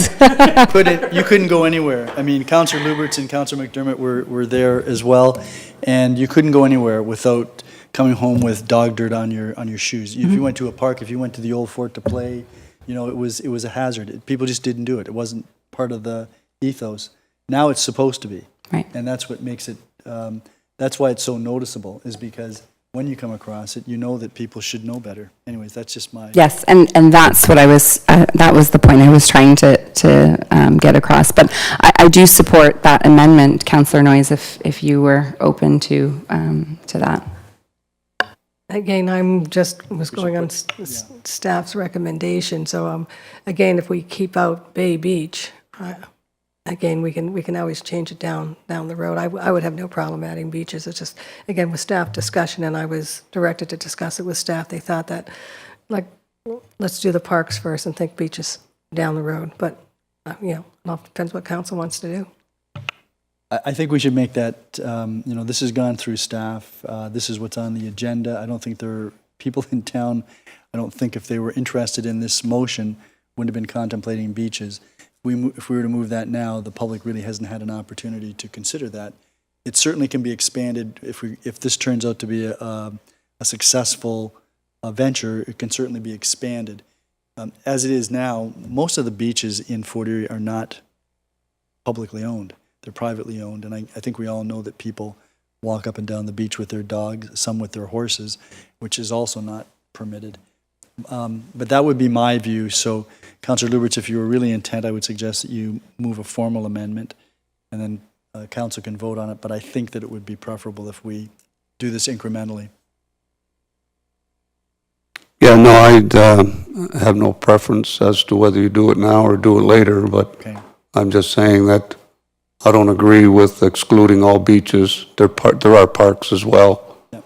And I don't agree that it's harder to pick up after your dog on a beach than it is on a grass or gravel or sand. It doesn't matter. I think if you're motivated to pick up after your dog, you'll pick up after your dog. Yeah. So, I mean, if you do it now or do it later, I'm sure it'll get brought up later. Yeah, I think it will. Councillor Butler, okay. All right, so we've got the motion on the floor, amended in terms of the passive area. Any further discussion? If not, all those in favor? That is carried. Are there any notices of motion? Councillor Dubanow. Yeah, thank you, Your Worship. I would like to give notice about a motion to bring site plan approval to council for the self-storage facility at 625 Garrison Road, and that would be returnable, I'm just looking at our... October 17th? Is it 20... Right, oh, yes, October 17th. Thank you. And the address again on Garrison Road? It's listed here as 625 Garrison Road, Your Worship. I don't know if a civic address has been assigned yet, though. So the intent of that will be that council review the site plan. Correct, and the approval would be through council, Your Worship. Right. Okay, any other notices of motion? If not, then that takes us to consideration of bylaws, and Councillor Lubberts, you have the pleasure of reading this lengthy... Yes, thank you very much, Mayor Redekop. Moved by my... Before we start, does anyone wish any of the bylaws removed from the package? No? Please proceed. Yeah, thank you. Moved by myself and seconded by Councillor McDermott that the bylaw package containing bylaw 115-2022 to amend zoning bylaw number 12990 as amended, removal of holding provision, 412 Ridgeway Road, Crystal Beach, Mars Homes, Crystal Beach, Inc., Dan Gabriel. Bylaw 116-2022 to amend zoning bylaw 12990 as amended, 726 Gorham Road, 2655321 Ontario Limited, Mark Spadafora, owner. Bylaw 17-2022 to stop up and close part of Princeton Avenue road allowance. Bylaw 118-2022 to stop up and close the Spartan Terrace road allowance. Bylaw 119-2022 to authorize the sale of lands north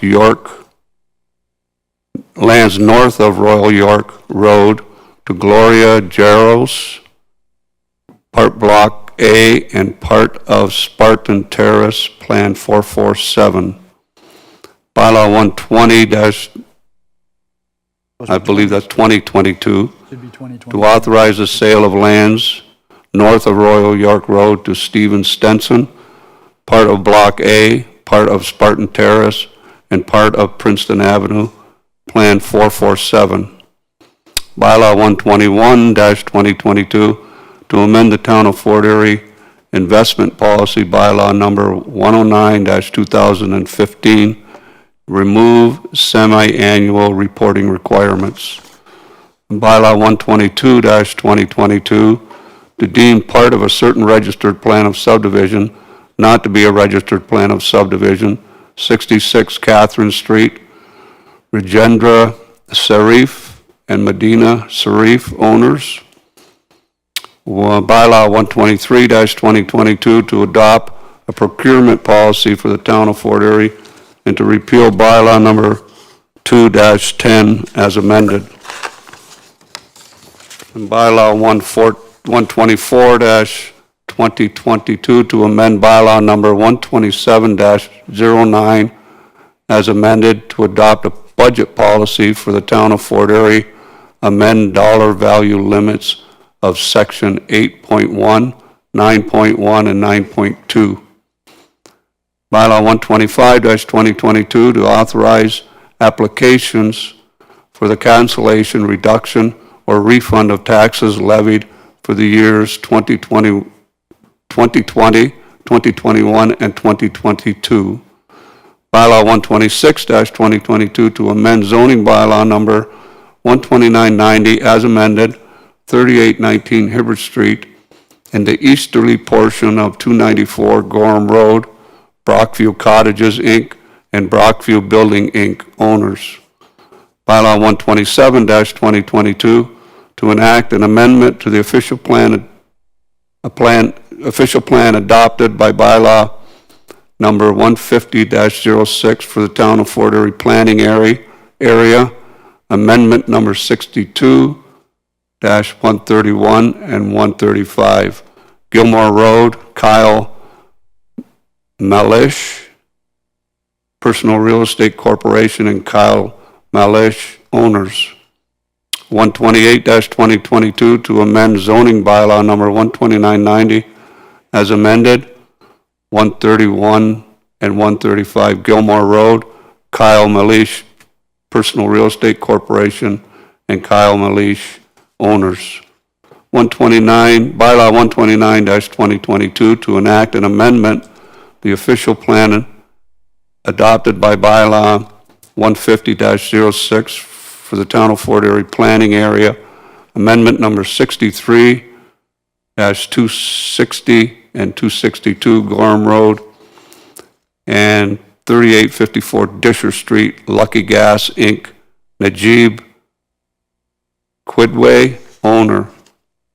Bylaw 130-2022 to amend zoning bylaw number 12990 as amended, 260 and 262 Gorham Road, and 3854 Disher Street, Lucky Gas, Inc., Najib Quidway, owner.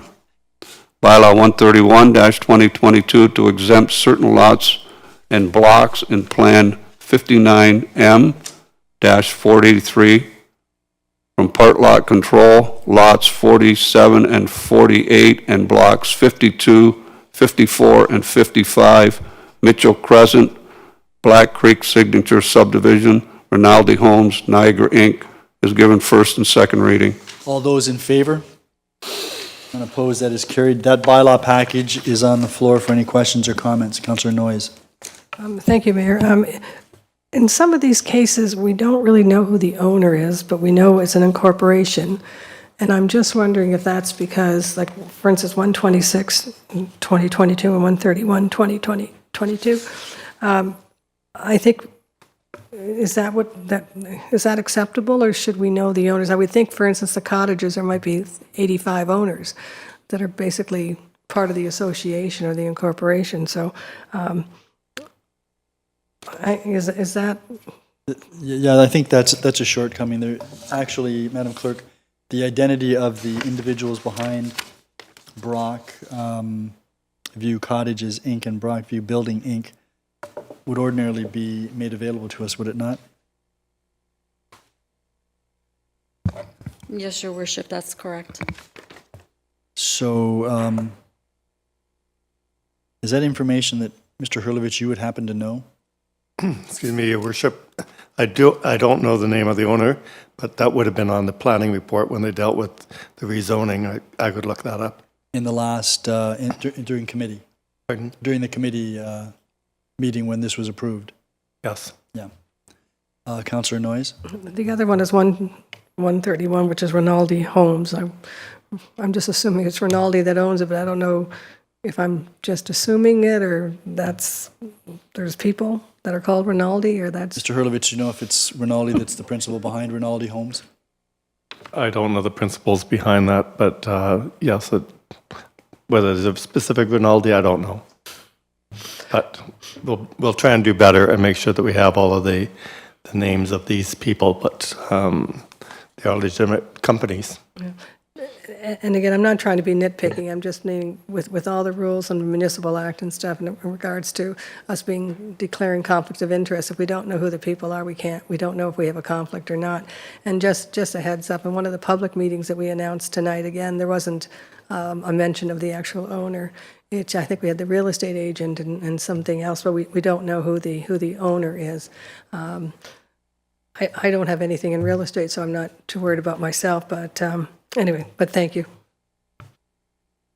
No, that's a good point, and perhaps the Director of Planning and the clerk can make sure that we have that information going forward. Are there any other questions or comments? If not, then Councillor Noyes, you have the resolution for third and final reading of the bylaw package. Thank you, Mayor Redekop. Moved by myself and seconded by Councillor Zanko that bylaws number 111, 2022, 115, 2022, 116, 2022, 117, 2022, 118, 2022, 119, 2022, 120, I think that's a mistake, 2022, 121, 2022, 122, 2022, 123, 2022, 124, 2022, 125, 2022, 126, 2022, 127, 2022, 128, 2022, 129, 2022, and 130, 2022 are given third and final reading to be signed by the mayor and the clerk under the corporate seal. Any questions or comments? All those in favor? That is carried. That then takes us to the confirmatory bylaw, first and second reading. Councillor Zanko. Yes, thank you. Moved by myself, seconded by Councillor Noyes, that bylaw number 132-2022 to confirm the actions of council at its council and committee meeting held on September 12th, 2022, and council meeting held on September 19th, 2022 is given first and second reading. All those in favor? That is carried. Councillor Butler, you have third and final reading for the confirmatory bylaw. I do. Thank you, Your Worship. Moved by myself and seconded by Councillor McDermott that bylaw number 132-2022 is given third and final reading to be signed by the mayor and clerk under a corporate seal. Are there any questions or comments? All those in favor? That is carried. That takes us to scheduling of meetings. Councillor Dubanow. Yeah, thank you, Your Worship. I have a few this evening. The first one is the Fort Erie Public Library Board will be having a meeting tomorrow at 4 p.m. That will be hosted at the Centennial Library Branch. I believe there's also a Community Healthcare Services Advisory Committee meeting here at Town Hall tomorrow at 5. I'm just going to check my calendar here to see. It's in Conference Room 2. And then the following week, on September 28th at 5:30, we have a Community Gaming Development Corporation Board of Directors meeting. That's also going to be here at Town Hall. I don't have the boardroom assignment yet, but I believe that's going to be in Conference Room 1, Your Worship. Thank you. My apologies, Your Worship. There's also a planning meeting. I think is it this Wednesday? Councillor Zanko's helping me out here because I'm going through my calendar. Yes, I see it right here. A Planning and Development Services Subcommittee meeting. That's at 5 p.m. here in Conference Room 1, and that's on September 28th, Your Worship. Thank you. We have two meetings on September the 28th at 5 p.m. I guess I'm only going to be going to one of them. Okay, unless you utilize magic. Councillor Noyes. Thank you, Mayor Redekop.